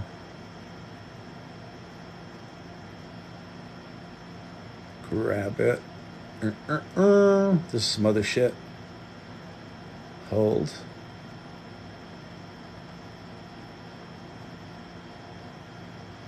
This was a bunch of LinkedIn profiles. So that was the other thing I did. I pasted in like 6 different LinkedIn profiles and then started querying against it. And this is a big, long transcript of a meeting. Okay, title card. Africa, 3 million years ago. So that's the beginning of 2001: A Space Odyssey. So I'm going to go down here to the bottom. And I reset the context here. This is why I can't search on it right now. So I'm going to repaste this in. All right, so there's the end of 2001: A Space Odyssey. So I'm going to say copy. Okay, so now, in my little text box here, I'm going to paste the entire screenplay of 2001: A Space Odyssey. Oh, and I didn't ask it a question, so it's actually going to answer something here. Let's see what it answers. I didn't actually give it a prompt. Still waiting. Let me give it a prompt. Who are the main characters and what happens to them? Question mark.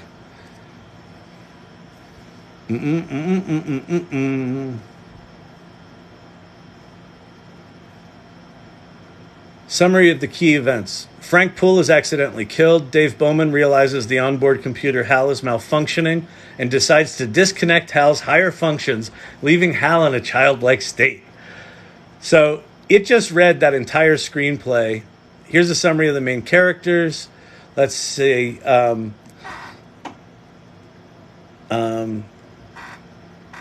What does HAL do to the crew? Question mark.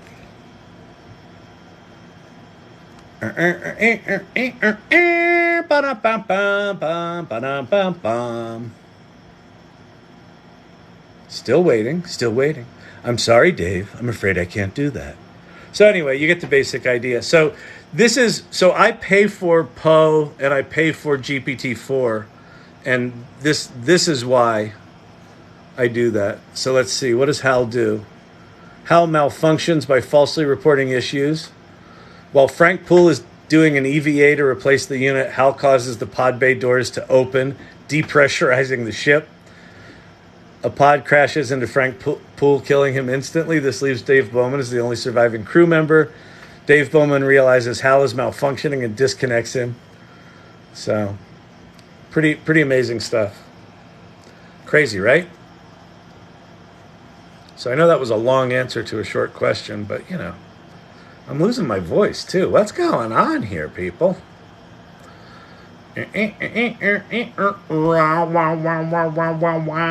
Welcome, everybody. All right. Does it have a voice to text? It looks painful sometimes watching your typing. It does, but I'm too lazy. And I don't know. If you don't watch me type, don't be here. It's like I'm just doing what I'm doing. Like all of that requires me to do setup and work and learn new key commands, and I've got ADD. If I had that level of executive function, I probably couldn't do this TikTok. I seriously think that I'll be out of a job if I continue copywriting. I'm very worried. So here's the deal.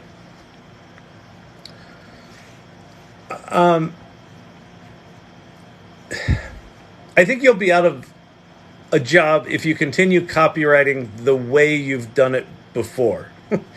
But I think that is the world still going to need copywriters? Yes. But they're just going to use different tools. So just like if you were a copywriter and you used a typewriter, and then along came this thing called a word processor, and a big part of your skill was you didn't make typos, so you didn't have to use whiteout, and you were better than other copywriters. If you were still married to that paradigm of, well, I've got to use a typewriter, and da da da, and then these young whippersnappers are coming in with their fancy computers, and they can, copy and paste documents and, do spell check and things like that.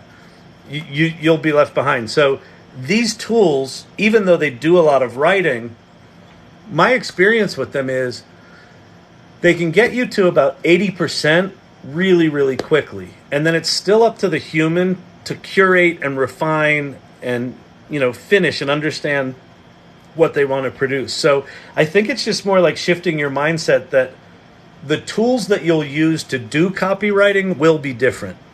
But if you just stick to how you do what you do now, the competition that you will face is someone will come along that can write 10 times faster. And you might argue that, well, it's 10 times faster, but is it as good?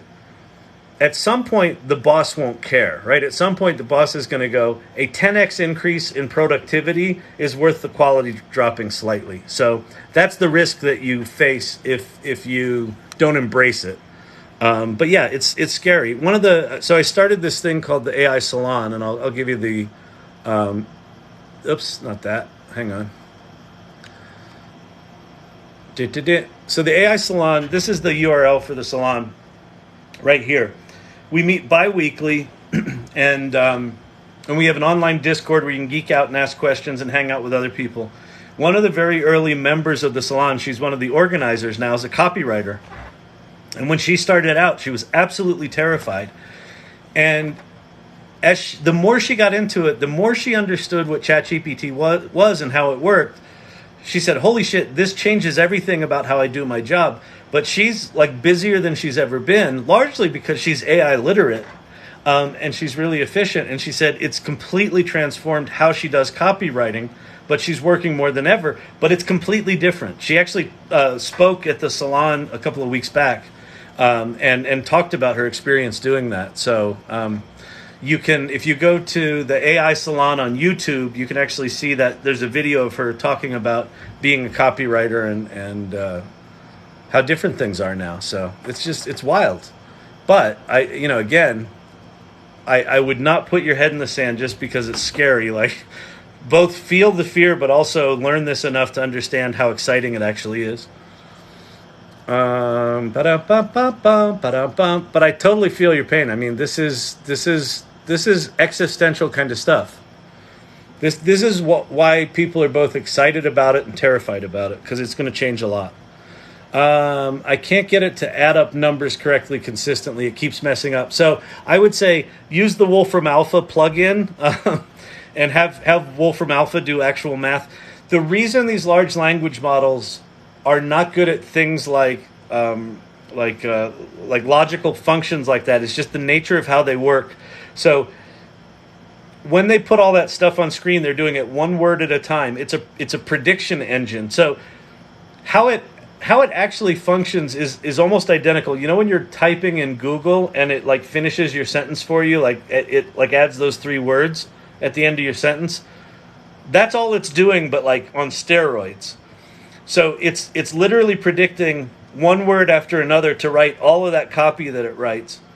So if it gets it wrong along the way, it's not going back and looking at what it wrote and saying, did I get that right? It doesn't have that function in there. The only function it has is predict all the next words. It's so sophisticated that it looks like it's doing the right thing. I like to describe it as mansplaining as a service, that it will confidently answer you even if it's wrong. Like every good man in your life, it will answer you even if it's wrong.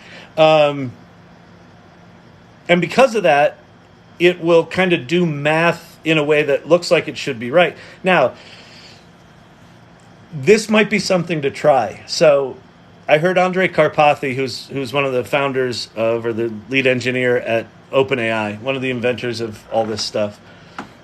He was talking to the Microsoft Developers Conference, and he was talking about a mathematical equation, and he said, the way these large language models work, if you say, hey, here's this really complicated mathematical equation, go solve that for me, it will give you an answer. Why it gets it wrong sometimes is it's been trained on all of the internet, right? So what do you have on all of the internet? Well, one of the things you have on all of the internet is you have a bunch of math professors that put that equation in there and solved it correctly. But what you also have on the internet is all of the students that solved that equation and got it wrong.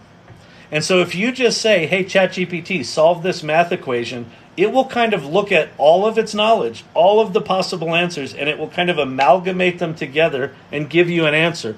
And so it may mix in some student bad answers with some professor good answers.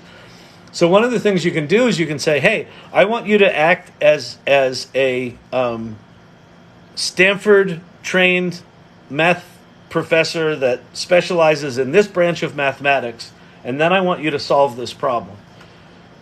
What that very possibly will do is narrow what's called the latent space, or narrow the kind of the region of answers that is more likely to have right answers in it. So there's probably ways that you can improve its performance by narrowing the window of what it's looking at. So that might be something worth trying, but that's why it fucks up like that. Over the next 2 years or so, there will be increasing layers built into these tools that do things like fact and error checking so that it won't be so random. Right now, it's a pretty random mess. Again, we're early. Kentucky is regulating AI. Maybe buy a property in Kentucky in 5 years, the only place to find work. Well, or, Kentucky will get increasingly left behind because the world is... Here's the deal with technology. You can't uninvent it. You can't uninvent technology, right? You can try to resist it. You could make that same argument at the turn of the last century when the steam engine was out, and you could say, well, we're not going to be going with the steam engine. We like our horses and our plows. We're good. We're an agricultural community. We're not going to go with that fancy steam engine shit. That's the same argument, right? You're not going to uninvent this stuff. So the best thing that you can do is understand it, and then you can choose not to use it. But if you just say, hey, we're going to block it, I think you're screwed. Go look at, if you want to see something interesting, Gregory, go Google City of Boston AI guidelines. So the City of Boston about a month ago put out a guideline saying, if you're going to use generative AI, here's how to do it. Here's what it is. Here's what it's good at. Here's what it's not good at. Here's some use cases for things you can do with it. Here's some things you shouldn't do with it. Here's a code of ethics about how to think about it. I think that's a really important document. So rather than just saying, hey, fuck science and fuck all this highfalutin stuff and we're just going to put our heads in the sand, this stuff's coming whether you want it or not. And it ain't going to be uninvented. I would strongly encourage you, go read those guidelines from the City of Boston. I think they're quite good, and I think they could serve as a roadmap for a lot of us. So you're basically saying, sell my Google stock. I wouldn't, listen, Google is absolutely behind on this stuff, but they invented it, and they've got a lot of money and a lot of really smart people, I would not count them out, but they are definitely behind the eight ball with this generative AI stuff. Bard sucks right now. I can't get it to add numbers correctly. We answered that. For someone who's terrible at Discord navigation, instead of going to Discord, can you have... I don't see the rest of that question. Oh, wait. Can you have something else? I don't know what it said, but you can't do Mid-Journey outside of Discord right now. That will change, but right now it's in Discord only. Yeah, that sucks. Discord sucks. I'm a ChatGPT newbie. Will you tell me what it's good for? So if you're a newbie, go to this site, prompts.chat. This will teach you about prompting, but what this really is it's a giant long list of personas that you can tell ChatGPT to be. So go be a mathematician, go be an author, go be a business coach, go be a data analyst. And in setting ChatGPT up as that persona, it will give you ideas about the things it can do. But it can do lots. It can create a marketing plan for you. It could create a meal plan for you. It could create a fitness plan for you. It could write all your social media content. It could write your next book. It could help you edit your current book. It can code for you. It can document code that you've already written. It can debug code you've already written. It can refactor code you've already written into a more modern language. Like the depth of it. So here's the deal. Imagine, so you know those really annoying students in your class that just fucking aced everything? They like studied everything and learned fucking everything, and every class they took they were good at. Imagine that student that learned all of it, that could go read the entire internet and just knew it all. They had zero social skills, and they didn't know what to do with all this knowledge, but they knew all that shit. That's kind of like ChatGPT. So when you say, what is it good for? If you had the world's smartest intern working for you that would do anything you wanted like that, even though sometimes it would get things wrong, and sometimes it would be a little stupid, and sometimes you'd need to guide it, but it fucking knew everything. What would you do with that intern? I don't know, you could do lots. You could start the world's most successful lemonade stand. You could probably go solve some huge societal problem. You could probably cure some horrible disease, right? So it can do lots, like almost anything. So what I would encourage you to do is go there and just start playing, and go to prompts.chat. This will give you lots of ideas. Like, it's literally hundreds of different ideas of the kinds of things this can do. And you could take any one of those. So if you say to this thing, you know, act like an expert, I don't know, philosopher. Spend the evening talking to the world's smartest philosopher. That's what it's like. I've been using ChatGPT all day to help rewrite resumes and cover letters, outline a novel trilogy. So, okay, that's a perfect experience with ChatGPT. I've rewritten my resumes and cover letters. Okay, that's done. You know what? I'm going to go outline my novel trilogy. Exactly. Like, that's the experience. Like, you can go in with one thing, and then you can go, you know, I wonder if it could help me with that old trilogy that I never got around to finishing the outline for. Oh, shit! There's my outline. Wonder if I could do the first chapter. Oh, that's not bad. That's it. Will it auto my taco truck? We talked about that. You don't need to ask questions many, many times. I try to get to them, although I'm hundreds of questions behind. My workplace, where I write, I use AI to help with with this insane project management tool. That's cool. I can beat up AI. Congratulations. I think we all can. It's a bit of a dweeby geek right now. Where can we find a career for this? So it's a really interesting question.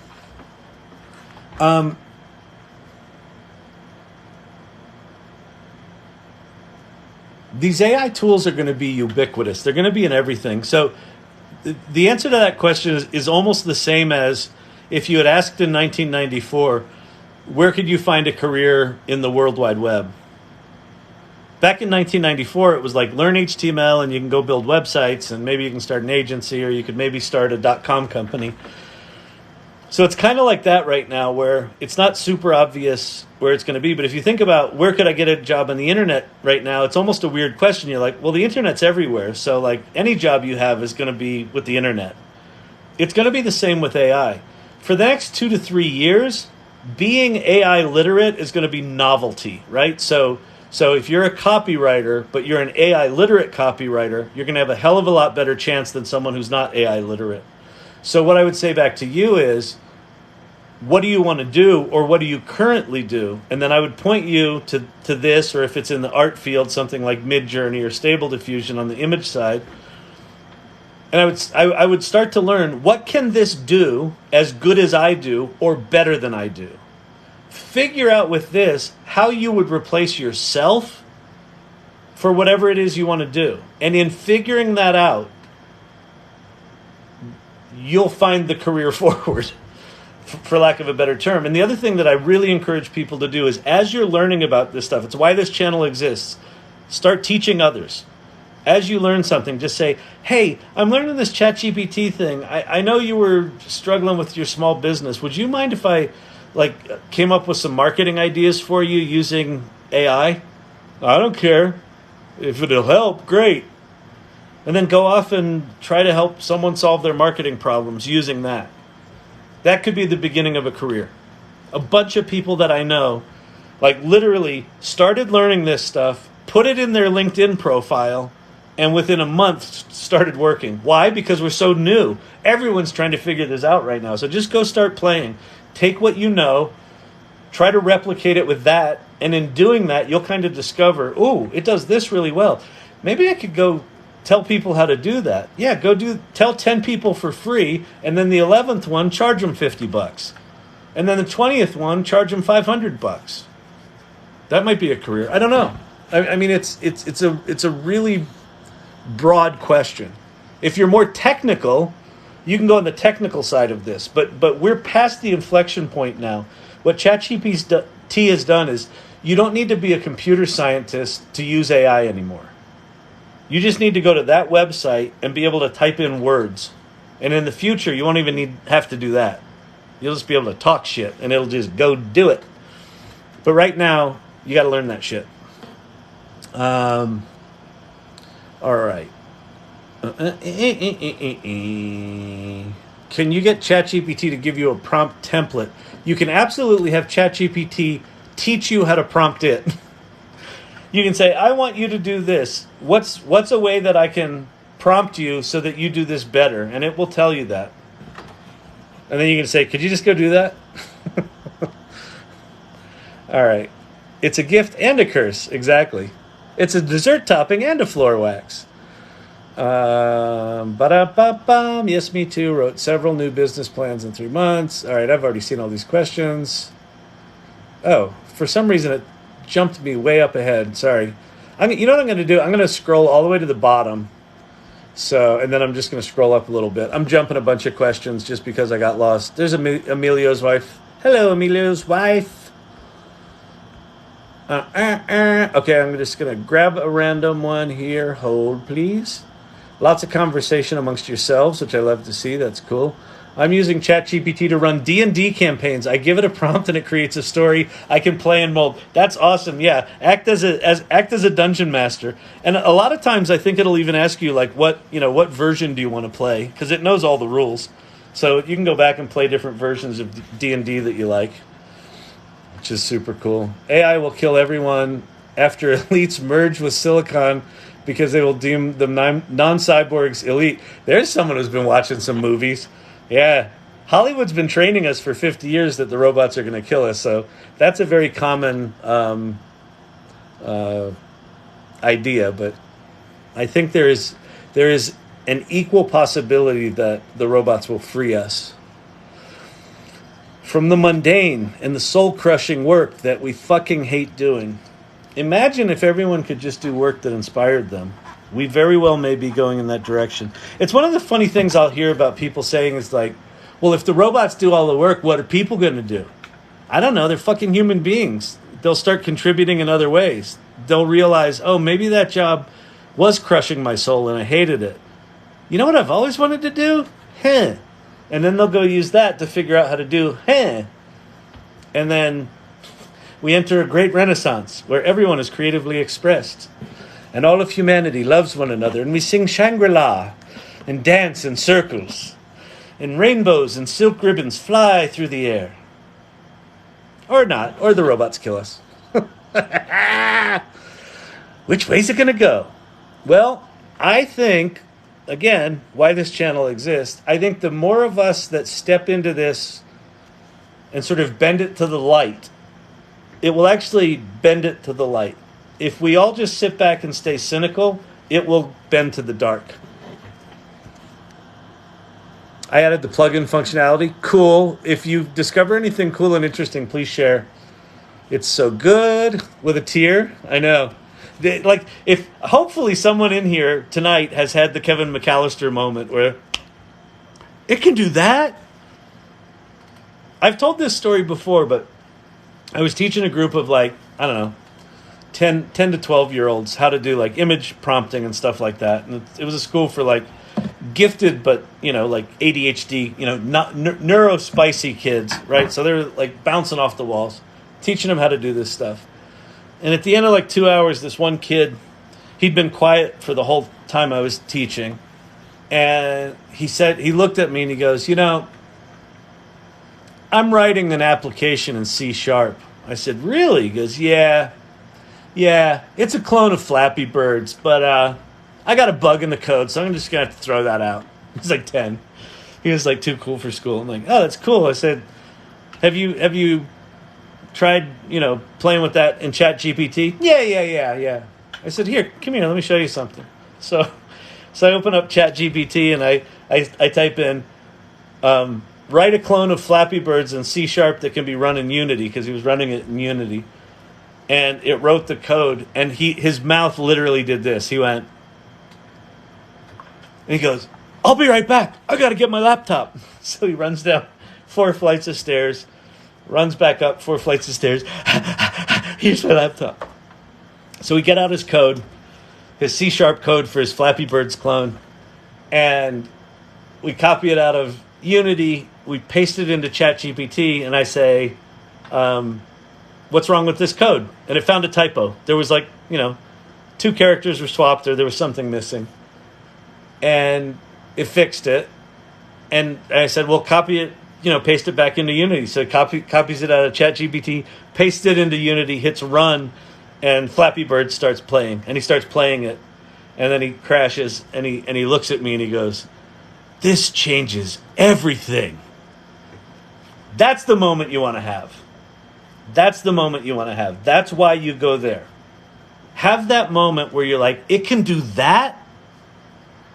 Because the minute you have that and you realize this isn't just a fucking Google search, this is something more, then you start to think about, well, wait a minute. If it can do that, thank you. If it can do that, then maybe it can do this. And if it can do that, then maybe it can do this. And holy shit, if it can do that, maybe I can do that. That's what this is about. This is about like humanity amplified. Amplifying your humanity. But you got to get over the hurdle of, this is a limited piece of shit, bullshit, the robots are going to kill us, I'm cynical. These AI nerds are dorks. Kentucky's going to shut it out. Kentucky will be the last place you can get away from this stuff. What are the bottom 2 links behind you? So prompts.chat is a document that'll teach you about prompting. It'll also teach you that you can sort of create personas that ChatGPT can act like. And then Futurepedia is a directory of like almost 4,000 AI tools. They just keep adding to it. It's so the thing about all these AI tools right now, so there's almost 4,000 tools at Futurepedia. 3,700 of them are complete abject pieces of shit and a waste of your time. And then there's like 300 in there that are fucking mind-blowing. So you kind of have to sift through them. So I would say look at ratings, look at things like that. But if you want to geek out, you can do that. But quite honestly, just playing at ChatGPT, and especially now that it's got plugins, just learning how to do that and how deep it actually is I could spend the next decade there and not even probably scratch the surface. I think the difference is the complexity of human multitasking. We don't think AI can do that well. I think AI can probably do that way better than humans can.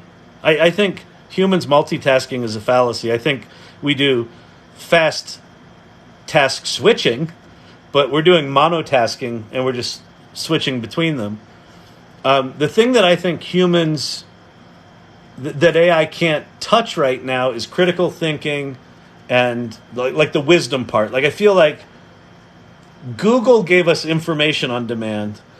Generative AI, ChatGPT gives us knowledge on demand, but we've still got the wisdom. So we're still in charge. We're still saying, here's what I want it to do. Here's why I want it to do that. Here's what good looks like. Here's what great looks like.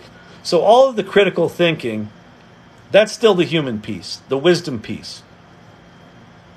But the generative AI can do all the tactical execution, not all of it, a lot of the tactical execution, and make it way more efficient. So then humans move into more of a conductor role than a solo violinist role, right? If you're a copywriter, you're a solo violinist, right? If you're using multimodal AI tools that do images and music and words and programming, and you understand, hey, I wanted to do these things. If you can think horizontally across disciplines and use these tools, you're going to have superpowers. Superpowers. No more negative self-talk with the effing Gen X stuff. Why? Shame is my love language. If I can't put myself down. How will change accountants' jobs? Wait, how will this change accountants' jobs besides analysis? It's going to be really good at accounting. So if you haven't seen it, go to YouTube and look for do a search for code interpreter ChatGPT. That's a new mode that's coming for ChatGPT called code interpreter that will do full-on data analysis. So all of the accounting stuff, like ChatGPT will be able to know all of the accounting rules, and you'll be able to interact with basically a virtual accountant that will know all the rules. So what I would say is, if you're an accountant, get AI literate. Start learning how it does that stuff. What is it good at? What is it not good at? Go to futurepedia.io and look up any AI-powered accounting tools. There's probably some in there. They may suck right now, but what you'll probably start to see is glimmers of what's possible. So I would say just get up to speed as much as possible on what's coming. Go look at code interpreter and look at what that's going to do, and just start getting AI literate. I mean, it's my message essentially for everyone on this channel is get AI literate. Go there, start playing long enough until you have this moment like, holy shit, I didn't know it could do that. And then from there, you can start to make some decisions. Like some people are going to deprioritize this stuff after they learn what it is. They're going to say, Paul Raitzer, the guy from Marketing AI Institute, he says, I actually like the process of writing without that because it's how I process things. It's how I think. So for him, the act of writing is how he thinks, right? So he doesn't need to use that for the act of writing, but he uses that for the act of editing and for the act of project management, and for the act of sorting things and sifting through things. And he's using this a ton, but he's found a certain part of who he is where he's like, okay, I'm going to not do that for this part of my life, but I'm going to use that in all these other areas of my life, right? And this is a guy that's deep into this stuff, and he's already figuring out there's places where this is valuable to me and places where it's not. I think we're all going to have to find our own boundaries for that. Make a calculator for my website and pro rata calculator. You can do that. Just go to ChatGPT. Tell it you want to make a calculator for your website and have it teach you how to do that. It'll write the code and it will teach you how to incorporate it. Interacting with AI is helping me to ask better questions to humans too. Yeah, it is training me to be a better person. Like I'm if you haven't done this yet, it's fun. I find myself saying please and thank you to it. When it writes something that I like, I'm like, great job. Like I tell it did a great job. And yeah, there's something about the nature of interacting with it that, like a new intern, it's completely clueless, right? It knows everything, but it's an idiot. And so what do you do with people that are completely clueless? You're like, okay, well, let me start at the beginning. So I work for a company that does this. I've got this particular kind of problem. I'm hoping that you can help me solve it in this particular way. Is that something that you can do? Oh, sure, I've done that before. Okay, great, right? And now the conversation begins. So just like you would tell an intern, okay, I like my coffee this way, and I want you to go down to the corner store, and right? And if they're a really brilliant intern, you only have to tell them that once. And if they're dumb, you got to tell them that once a week. It's kind of like, super genius dum. But again, start learning the boundaries of what it's good at and what it's not. Just get literate about it and start talking to other people about it, and it will serve you well. Not only did I use AI to get a new job and double my salary, go on, agility with Amanda, this is awesome. I used it to get my product-based business into 7 new stores this month. That's huge. Agility with Amanda, that's super cool. I mean, yeah, that. Not only did I use AI to get a new job and double my salary, I used it to get my product-based business into 7 new stores this month. And if she's smart, she's telling people about that. And if they're smart, they're going, hey, Amanda, could you teach me how to do that? And if she's smart, she is. Because I got to tell you, the more I teach this stuff, the more I learn. Like hearing stuff like that is like, yes, fuck, yes. And all those stupid fucking videos that are like, you can make money with ChatGPT. Fuck you. How you make money with ChatGPT is you figure out what you're passionate about, what you're good at, then you learn this stuff, and you learn, okay, oh, that's scary. Oh, this is like standing on the big cliff and getting ready to jump into the water. Oh, yeah, it's going to feel like that. Like, this is absolutely like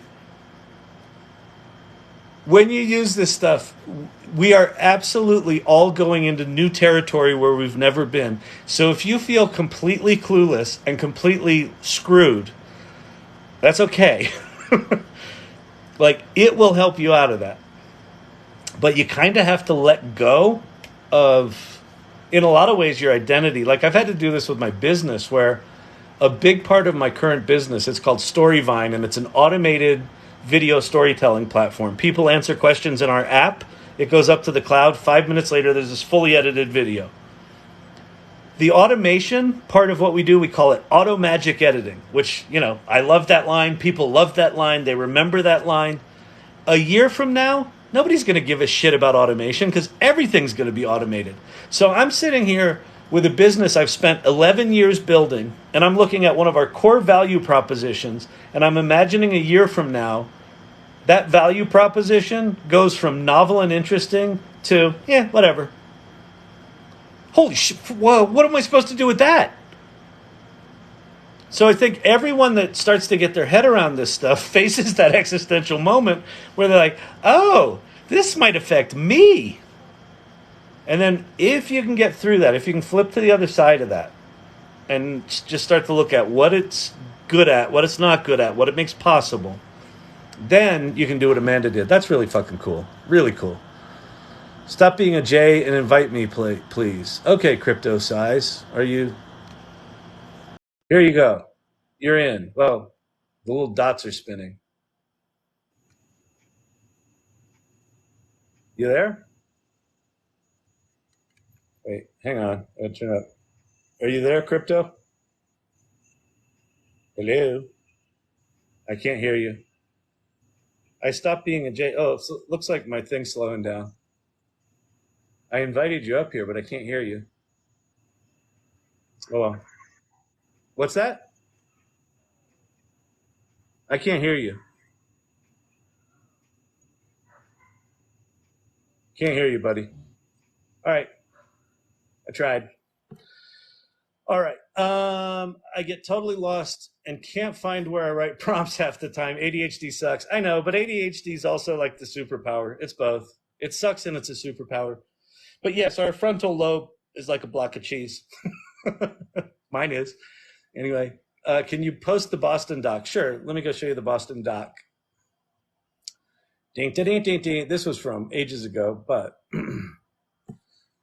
all right. Oh, apparently I need to stop touching my screen. That's pretty ugly. All right, we're going to go to the Google or the Bing, and we're going to go Boston, of Boston AI policy. So it's at boston.gov. So just search for City of Boston guidelines for using generative AI. So it's an 8-page document published in May of 2023. There's your purpose, some sample use cases, so you can use it to write a memo. You can write a job description. Here's some principles: empowerment, inclusion and respect, transparency and accountability, innovation and risk management, privacy and security, public purpose, guidelines, fact check and review all content generated with AI, especially if it will be used in public communication or decision making. So like they're describing right here, okay, these tools hallucinate and will lie to you. So fucking check your work, right? Pretty straightforward. Here's OpenAI's GPT 3.5. Here's Google's Bard, right? What's good? What's bad? Don't share sensitive information. Do's and don'ts, right? Really good document. Really concise. I think it's 8 pages. Every city in the country should have one of these. The country should have one of these. Every state should have one of these. Every school district should have one of these. Every company should have one of these. If you're learning about this AI stuff, you could, here, you want to have some fun? This is exciting. Okay, let's have some fun. Go find that document. City of Boston, interim guidelines for using generative AI. Go find that document. In ChatGPT, type in, based on this document, and paste the text of that. Rewrite this for the city of New York or for my school district, and give it a little bit of information about your school district and tell it a little bit about how you want to modify it. You could generate one of these for your company, for your school district, for your town, for your city, for your company, for your division. You could do that tonight. It's really good at doing that shit. Take that, rewrite it, and then just modify it any way you want. That would be cool. Wouldn't that be cool? So we have 79 people in here right now. So imagine if half of us took that and went to our bosses or the powers that be, or we are the powers that be, and we put one of those forward and say, hey, what if we did something like this? That would be cool. Can you move aside or pause to allow for a screenshot? Sure. There you go. I've been at this for 2 hours. My voice is crispier than fuck. I'm sleepy, Kyle, but I have FOMO. Help. Sorry, Emilio's wife. I have no good answer for you. Every day is FOMO day. Oh my God, it really is. Yeah. I haven't been particularly, funny tonight. I've been a bit more soapboxy, but whatever. For the technical side of the MILA, MILA in Quebec is really good. Oh, for the technical side, the MILA in Quebec. Let me see what that is. Quebec, MILA. Quebec Artificial Intelligence Institute Inspiring the Development. Oh, that's cool. Neat. All right, I'll check that out. That's very cool. Inspiring the development of AI for the benefit of all. Oh, cool. Located in the heart of Quebec's AI ecosystem, MILA is a community of more than 1,000 researchers specializing in machine learning and dedicated to scientific excellence and innovation. Super cool. That's great. What have you always wanted to do, Mr. Shannon? Well, I'm doing it to a great degree. When I first went to college, I went for computer science. And then what I knew about computers was the Apple II and video games. And then I went to Penn State for computer science, and I walked into a room full of IBM mainframes, and they handed me a stack of punch cards, and they said, your life is going to be generating, reports for big corporations. And my stomach turned, and I'm like, the fuck it is. That's not going to be my life. So I switched my major to theater, and I got a degree in acting. But I've always had this sort of curiosity about technology and interesting ways to use it, combined with like this storytelling core. So I started and ran a theater company for 4.5 years in New York City. Then I wrote a bunch of screenplays. Then I started an online magazine. Then I started an online agency. Then I went and did a bunch of film marketing in Hollywood. And then I started Storyvine, which is a storytelling technology company. So I'm kind of doing it. I mean, it's, you know, so like for me with my ADD, if I don't give a shit about it, I can't do it. I just can't. Like I just can't. It's like I'm constitutionally unable. I just, you know. So I have just, I guess, gotten good at finding ways to make money at combining technology and storytelling. So in a lot of ways, I'm doing what I want to do, but I would like for Storyvine to be farther than it is, and I'd like to be farther along on understanding this AI stuff. Like I feel, even though I do this channel and I talk like I know what the fuck I'm talking about, I'm clueless. I'm clueless. There's so much to learn. There's so much possibility here. Like all the questions about, well, what's my job going to look like? What's the future going to look like? What's business going to look like? I don't have a fucking clue. I know it's going to be different. I know it's going to be way different. Move a bit sideways so I can see your background. There you go. Neurospicy. I love it. Thank you. I stole that from, who did I steal that from? Well, there's a TikToker here that talks about it. And then who else talks about it? What's his name? David Shapiro on YouTube. He's an AI. He's a brilliant AI guy working on AGI, artificial general intelligence. He's brilliant. This is the ultimate cheat code. Rob, this shit is the ultimate cheat code for everything. That's actually a great way to think about ChatGPT. ChatGPT is the ultimate cheat code for fucking everything. For everything. It's the ultimate cheat code. That's the perfect description. That neuroatypical kid lost his motivation to learn to code after an encounter with AI. Oh, that's interesting. Yeah, well, so here's the thing.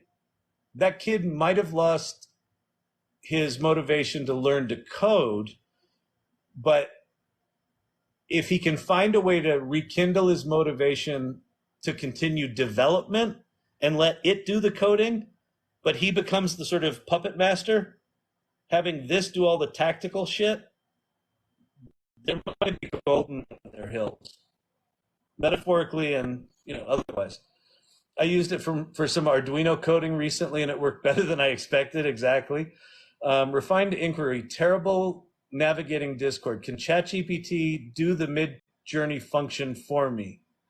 No, but let me show you something here, Clint. Hopefully you're still here. You can have ChatGPT write the prompts. If what you're talking about is writing the prompts, then potentially. So I'm going to show you a couple of things here. Okay. So we're going to flip over to, let's see. I'm going to go to Claude. Okay, so Claude, or to Poe. So Poe.com gives you access to all these different models, but there's a big chunk of it's free, like Claude Instant, ChatGPT, and Sage are all free. But what also is free at Poe.com are these bots. And so what the bots are is just very specific prompts that you can interact with. So I've got two here. There's one called MJ Captain, Midjourney Captain, and there's another one called Midjourney. So if you go to Poe.com/MJ Captain, I'm just going to click on it here, and I'm going to clear my context. I can now type in a prompt that, like, if I don't know anything about Midjourney, I can just type in, let's see, tropical jungle bird in the rainforest, which is not a very good prompt, but like that's what I want. And I don't feel like learning all that shit. What this bot does is it rewrites that. So a watercolor painting of a toucan bird perched on a branch surrounded by lush green foliage in a misty rainforest in the style of James Audubon. Cool. Using a wet-on-wet technique, post-impressionist art movement with a title, Tropics Alive, focal point on the toucan, warm, right? So it made it not just a tropical bird, it made it a toucan. It said James Audubon, and then it's got, --AR, which is aspect ratio 4.3, no dry, lifeless, monochromatic, style 70, right? Version 5.2. So this rewrote my shitty prompt into something that's Midjourney specific. Now, I'm going to pop over to Discord, which I agree with you that Discord sucks. Oops. But here we are in Discord, and I'm going to go to my AI Salon Discord server, and in here, I'm in the AI Salon. This is my Discord server, and in here we have a Midjourney channel. So I'm going to go to the Midjourney channel. And then it looks like Allie's in here playing right now. Oh, that's cool. And Kyle is doing something, some other Kyle. And Allie's in there. Okay, so how you make an image in Midjourney is you type /imagine, and then it gives you a prompt. And yeah, you have to know all these things. So I'm just going to literally hit paste. So this was the thing that that gave me. I don't want it to be a toucan bird, but I want it to be an exotic bird. And then let's see, focal point on the bird. And I'm going to make it, I want it taller than it is. So I'm going to go 3 or 2. I want it taller than it is wide. And then I'm going to leave the rest the same. And so now I'm going to hit return.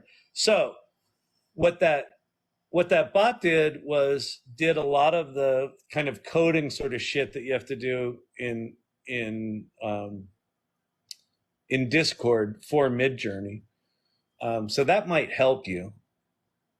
The other thing that you can do is, if you don't know it, you can, so /imagine gives you an image. If you do /settings, it will pop up all of your settings. So like, here's Midjourney 5.2, 5.1, 5, 4, 3, 2, 1, Niji, which is the anime looking stuff, different styles, remix mode, high variation, low variation, things like that. So hopefully that helps a bit. Let's go look at our little birdies here. So like 78% done.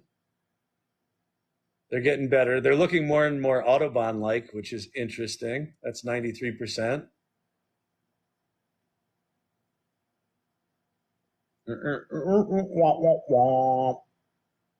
And there we go. There's our Audubon birdies. And so I can grab any one of those. And I like this one with the fruits. And then so what happens, the other thing in Midjourney, if you don't know this, you get these 4 variations, and then you've got U 1 through 4 and V 1 through 4.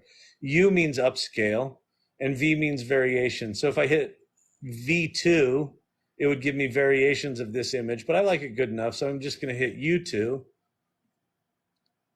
And now it's going to give me a high-res version of that. And I'm going to show you one other cool thing. So there's our bird, our sort of, large bird, was written for me basically. And there's a new feature called zoom out. So I can zoom out 2 times, 1.5 times, or I can do a custom zoom. Let's do a custom zoom. I'm going to zoom out 2 times, but I'm going to make my aspect ratio 16 by 9 and submit it. And so now it's going to actually stretch the width of, so right now we've got a square image. So the 16 by 9, it's going to give us more on the width, and it's going to zoom out from the bird. So we'll see a lot more of the rainforest around this bird. And this is a brand new feature with version 5.2 of Midjourney, which is super cool. And look, there's our bird off in the distance. And notice, isn't this cool? So the detailed part of the image is still detailed, but all this is blurry around him. And and it's going through these cycles of increasingly making this more and more specific. So that's the way the diffusion models work. They start as kind of random noise, and then over multiple cycles, they basically denoise the image into more and more clarity. It's like how it works is that somebody figured this out. Like, I don't know. I just feel like we're in this amazing, amazing time in history, and we're all lucky to be able to play with this shit. Like, really lucky. It's amazing. All right, we got one more cycle here. It's at 93%.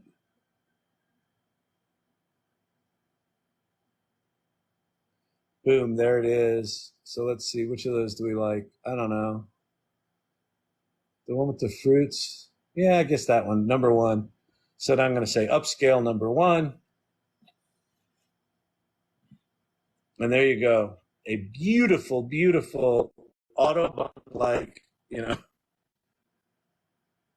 picture of a tropical bird where my input was whatever it was, a bird in the tropic, in the rainforest, like, an exotic bird in the rainforest. It wrote the prompt. It did all that. And then what I did was, like, my contribution here was curating which of those options I liked, using the zoom feature to get us this bigger version of the thing, So that's the magic of Midjourney. Midjourney's mind-blowing. And yes, your frustration with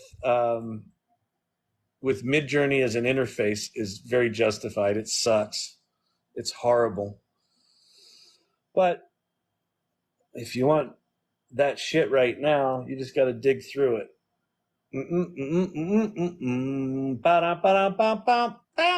All right. Looks like we're winding down here. They're using ChatGPT at work. The number of half-baked apps has grown exponentially. It's glorious. I know. That's what, and that's what it's going to be like for so remember when Photoshop came out and everybody thought they were a fucking designer? Like, anyone that could launch an app thought they were a Photoshop designer, and there was just all this bad art for a long time. It's going to be like that with everything now, right? Because it's so easy to produce something at an 80% level. So you're just going to have like long articles that are written that you're going to be halfway through reading it and you're going to be like, this sucks. Oh, fuck, this is one of those. And then it's going to be like, there's all these half-baked apps and there's all these half-baked articles. Then there's going to be all these half-baked books, and there's going to be, right? And then what's going to happen is this, I think. Within all the noise of infinite content generation, artists are going to emerge. People that actually learn how to use these tools in a way that no one had ever thought of. And just shit's going to rise out of the ashes of just all this, horrifically mundane shit that all looks fancy on the surface, but it's all just bullshit. And something remarkable is going to emerge out of that. And it's not going to be any different than it is now. Like, why did Billie Eilish take off, right? Like, why did she rise above the noise? I don't know. There was some magical combination of her and her brother and how they wrote and how they produced and how she sang and how she performed and who they were, that happened, right? And that's going to continue to happen. But it's going to be when you democratize creative tools to the point that anyone can do, like, I don't have illustration or painting skills at all, but I could generate something that looked good enough to put in some sort of book about birds right there. Okay, so it's going to be wild. I think we're entering a great new renaissance, a great renaissance. I really do. It's going to be exciting. All right, 7 more minutes. I'm leaving at 10. It's here at Denver. 10 is my witching hour. I'm done. People have demanded enough. You're demanding. You ask and you ask and you ask because I told you to ask. So thank you for that. Tap away on the screen. I appreciate all of you being here. I'm just being a smart ass. All right. Did he say Paul Raetzer or Mark Raetzer? Paul Raetzer, Roetzer, Marketing AI Institute. And there's the Marketing AI Institute podcast is a weekly podcast with Paul Reitzer, and Mark Caputo, I think, is his co-host. For me, that podcast is the one to listen to for a couple of reasons. He's been doing it for 5 years. He started the Marketing AI Institute 5 years ago. So he was 4 years early, right? So machine learning and AI has been out for a couple of decades. GPT-3 and tools like it and things like Midjourney and Stable Diffusion, like the fact that he's been doing this for 5 years and talking about marketing with AI for 5 years, he's way ahead of the curve. So his perspective right now, he's very grounded. And when new stuff comes out, he's very thoughtful about, okay, here's what it might look like in education. Here's why educational institutions shouldn't block ChatGPT, but why they should embrace it. Here's how they might embrace it. He's just really good at analyzing the reality of how we're incorporating this into our everyday lives. So Paul Reitzer, Marketing AI Institute. Is ChatGPT a programming language? That's actually a great question. It's not. ChatGPT is a small application sitting on top of what's called a large language model. The large language model, it's GPT-4 is what they call the new fancy one, and 3.5 is the one before it. The large language model is a machine learning algorithm that's been trained on like all of the public internet. And so it kind of knows all the shit that was out there, good, bad, and indifferent, right? And then what ChatGPT is it's a very simple interface sitting on top of that. It's just got the chat box and your chat history, and then it responds with shit. What's interesting about your question is that effectively what you're doing when you're using ChatGPT is you're programming a computer using your native language, which you're in here, you wrote in English. You're basically using the English language as a programming language. So you're saying, hey, ChatGPT, I want you to act like a physicist, and I want you to explain to me the difference between what Einstein thought of the cosmos and what Stephen Hawking thought of the cosmos. And it'll just tell you. Now, how you would program that traditionally is you would have to learn a computer programming language. You would have to identify some data sources. You would have to come up with the logic to say, okay, I'm going to identify papers from both Einstein and Stephen Hawking, and then I'm going to logically come up with ways that I might compare their different theories, and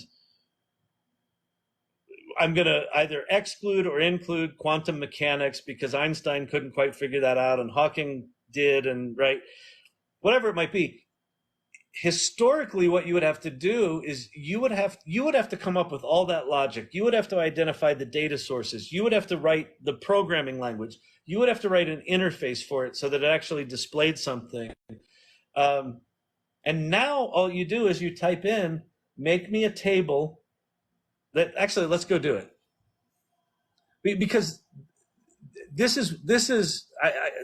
continues to blow my mind every time I use it. I still can't believe we get to do this. We as human beings get to do this. So I'm in ChatGPT 3.5. So this is just normal ChatGPT. This is the free one. So I'm going to say, make a table comparing the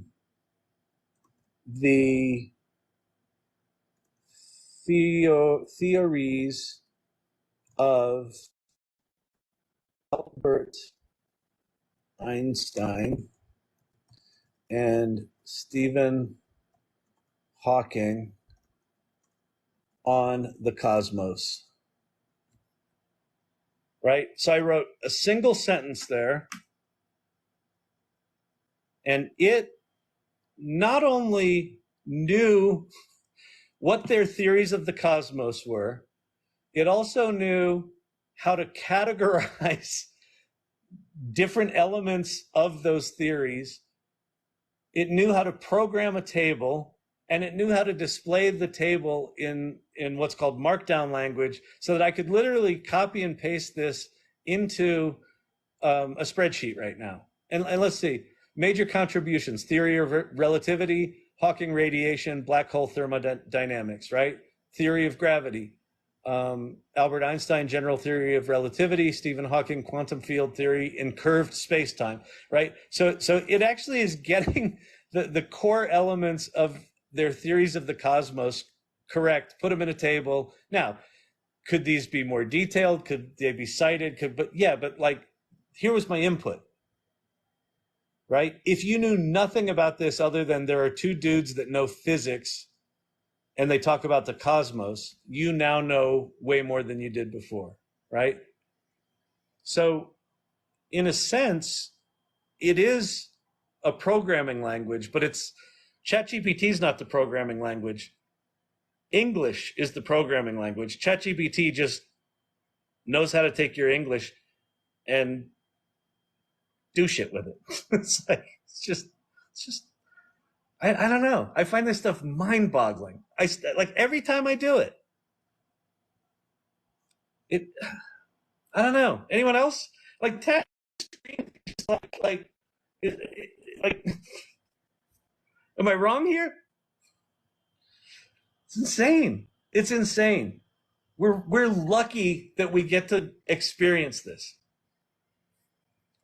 As a tech leader, I can prototype Python features, hand off to dev team for refinement and integration. Exactly. Like that's how I use ChatGPT pretty consistently now. Is I quickly get whatever I'm thinking about to 80%, and then I either take it over the finish line or I just hand it off to someone and go, give this a proof, tell me what's wrong with it, tighten that up.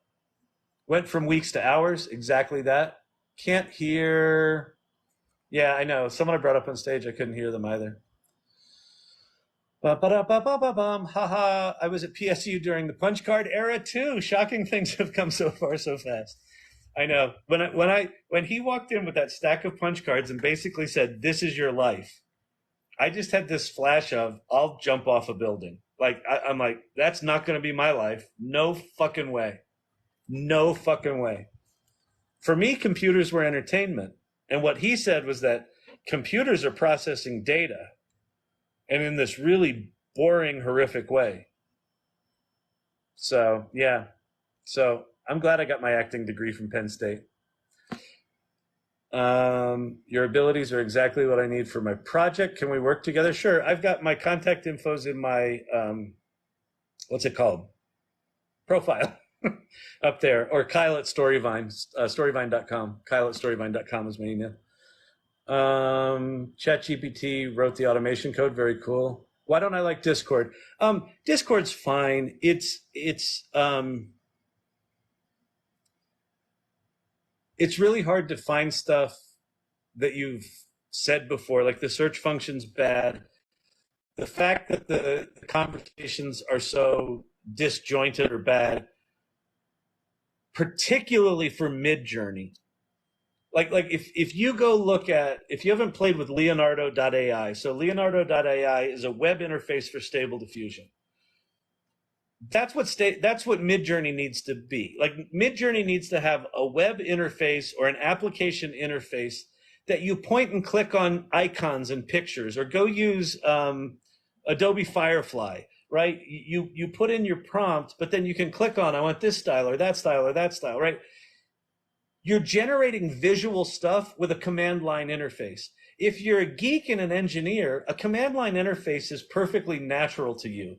But if you're a human being that's like, I just want a pretty picture for my kid's book, you don't want to have to fucking learn how to do emojis in Discord and talk in Discord and find people in Discord. And you go to a Midjourney website that says, join the beta. And when you click on that, it takes you to this whole other application called Discord, which you've never heard of before. And you create an account on it. And then you have to jump through all these hoops to even be able to let in to use it. And then there's all these conversation threads and you don't even know where to begin. And it's just a fucking shit show. It's just a nightmare.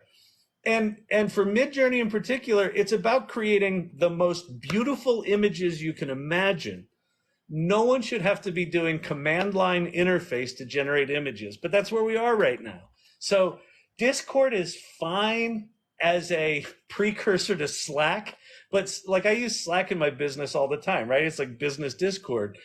And it's like, it's great until it's not.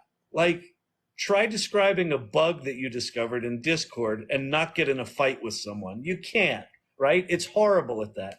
So, I don't know. And it needs to be, Midjourney just needs to be not in Discord, but it is. And so until it's not. Can you copyright AI pictures?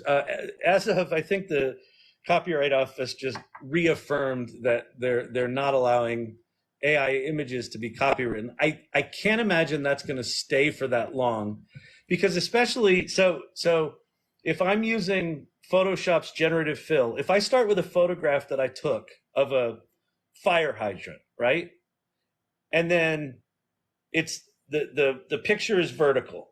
And then I go into generative fill and I say, make it horizontal, and it fills in some city background, but it's still my fire hydrant. But 70% of that picture is not my photograph, but 30% is. But my photograph is the focal center of that new image. Is that AI generated or not? 70% of it is AI generated. So the Copyright Office might say that's not, and then, okay, but if they say, well, the primary subject is the photograph you took, so that is copyrightable. Okay, great. How small does that fire hydrant get before it's no longer my photograph? Like, if that fire hydrant is 10 pixels high, is that still my original artwork? So I think the whole, right now, generative AI is like this ghetto off to the side. Like, I just did that little rant on Discord, right?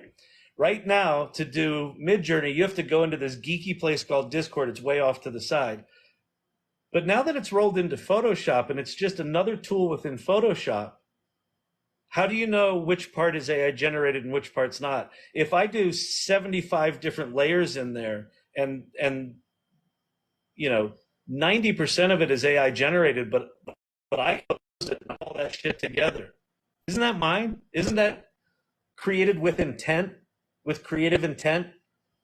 Wasn't I the one going, it was option A, not option B? So I don't know where the boundaries are, but currently the Copyright Office is saying, fuck you to the AI artists.